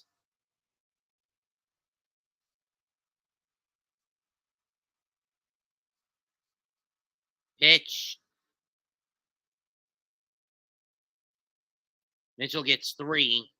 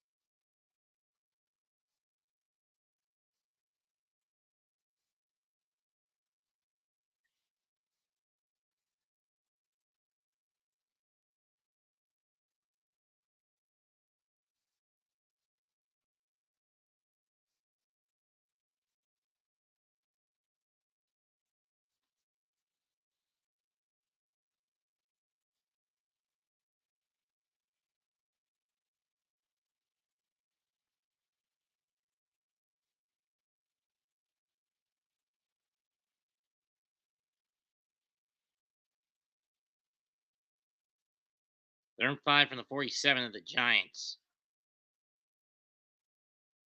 We give it to Mitchell. He's not going to get anywhere.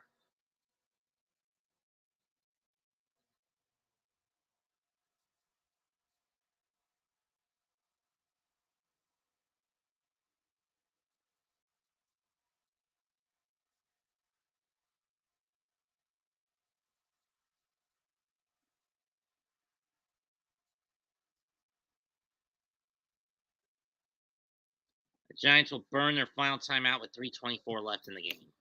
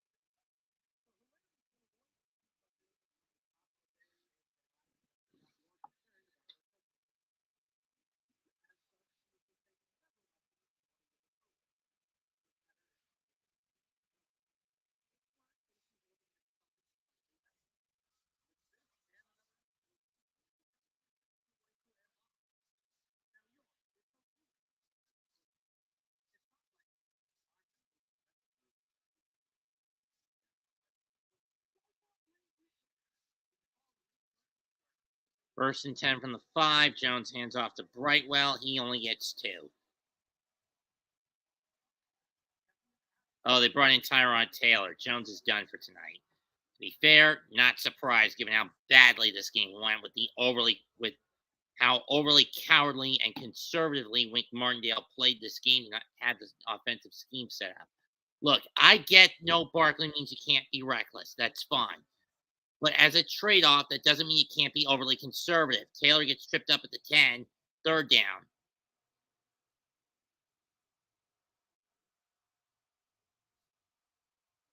My point is this, folks.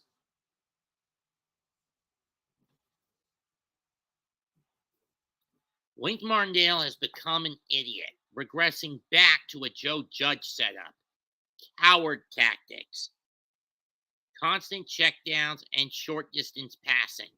That does not win football games in the long term. Taylor gets rid of it and incomplete.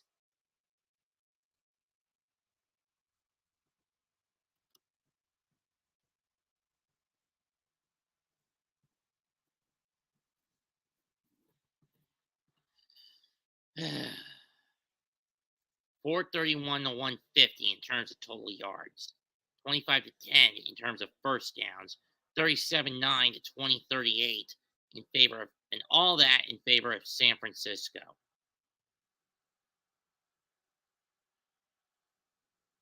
Winky has got to go. Kefka's got to go. Worst kick of the night for Jillian. Fair catch at the 40, cut back 45, and brought down at the 49 as we hit the 2 minute as we're a second away from the warning.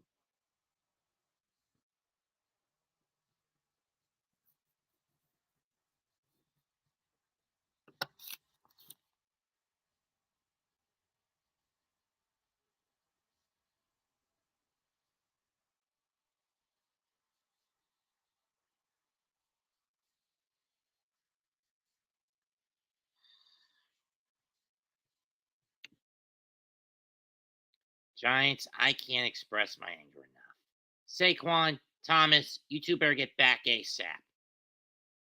Because we've got a coward for an offensive coordinator in Kefka. Dable should have taken the book from him. Giants, I can't express my anger enough. Saquon. Handoff 48, 47, 46.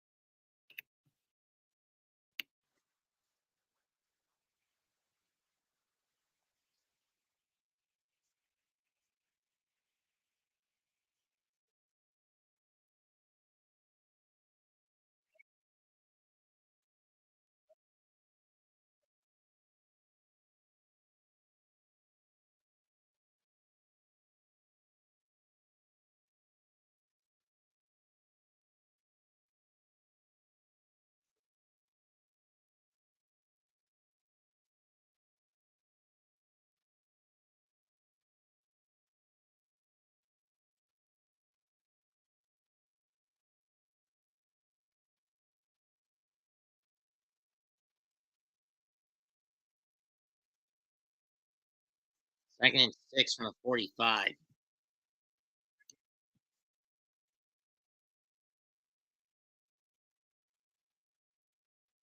Mason will get 2.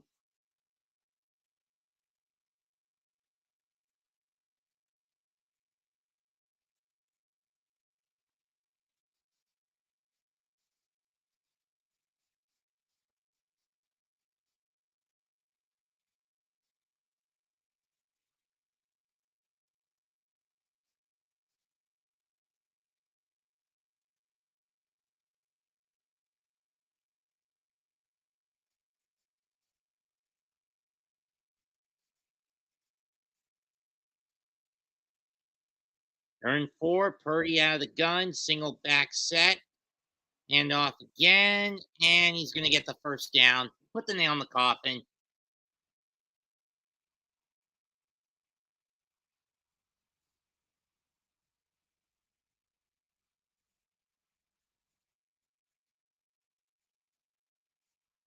And for the 49ers, dating back to last year, that's 13 in a row at home and no more than 1 turnover in any game.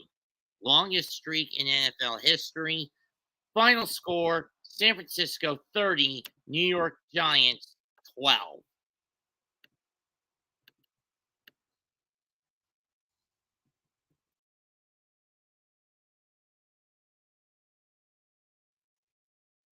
'49ers 3-0, Giants drop to 1-2.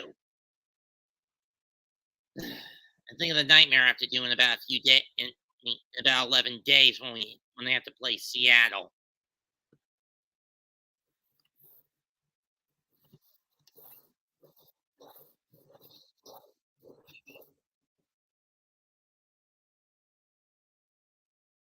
To be fair, this game wasn't as bad as the Dallas walloping in the home opener, but still, it was bad in its own right. Especially when you get tripled up in total yards, tripled up on first downs, and close to doubled up on possession time. That's disgusting. Throw in the fact that Kefka went the Joe Judge Patrick Graham chicken shit, overly conservative offensive approach. I get it. Saquon and Thomas are not in the lineup, but that doesn't justify doing this bullshit the whole damn game. Go down the field. Throw bombs. I'm done for tonight. Leave a comment, smash the like, and sub to the channel. This is Mets228 signing out. Goodbye. Good fucking night. Bang. And cut.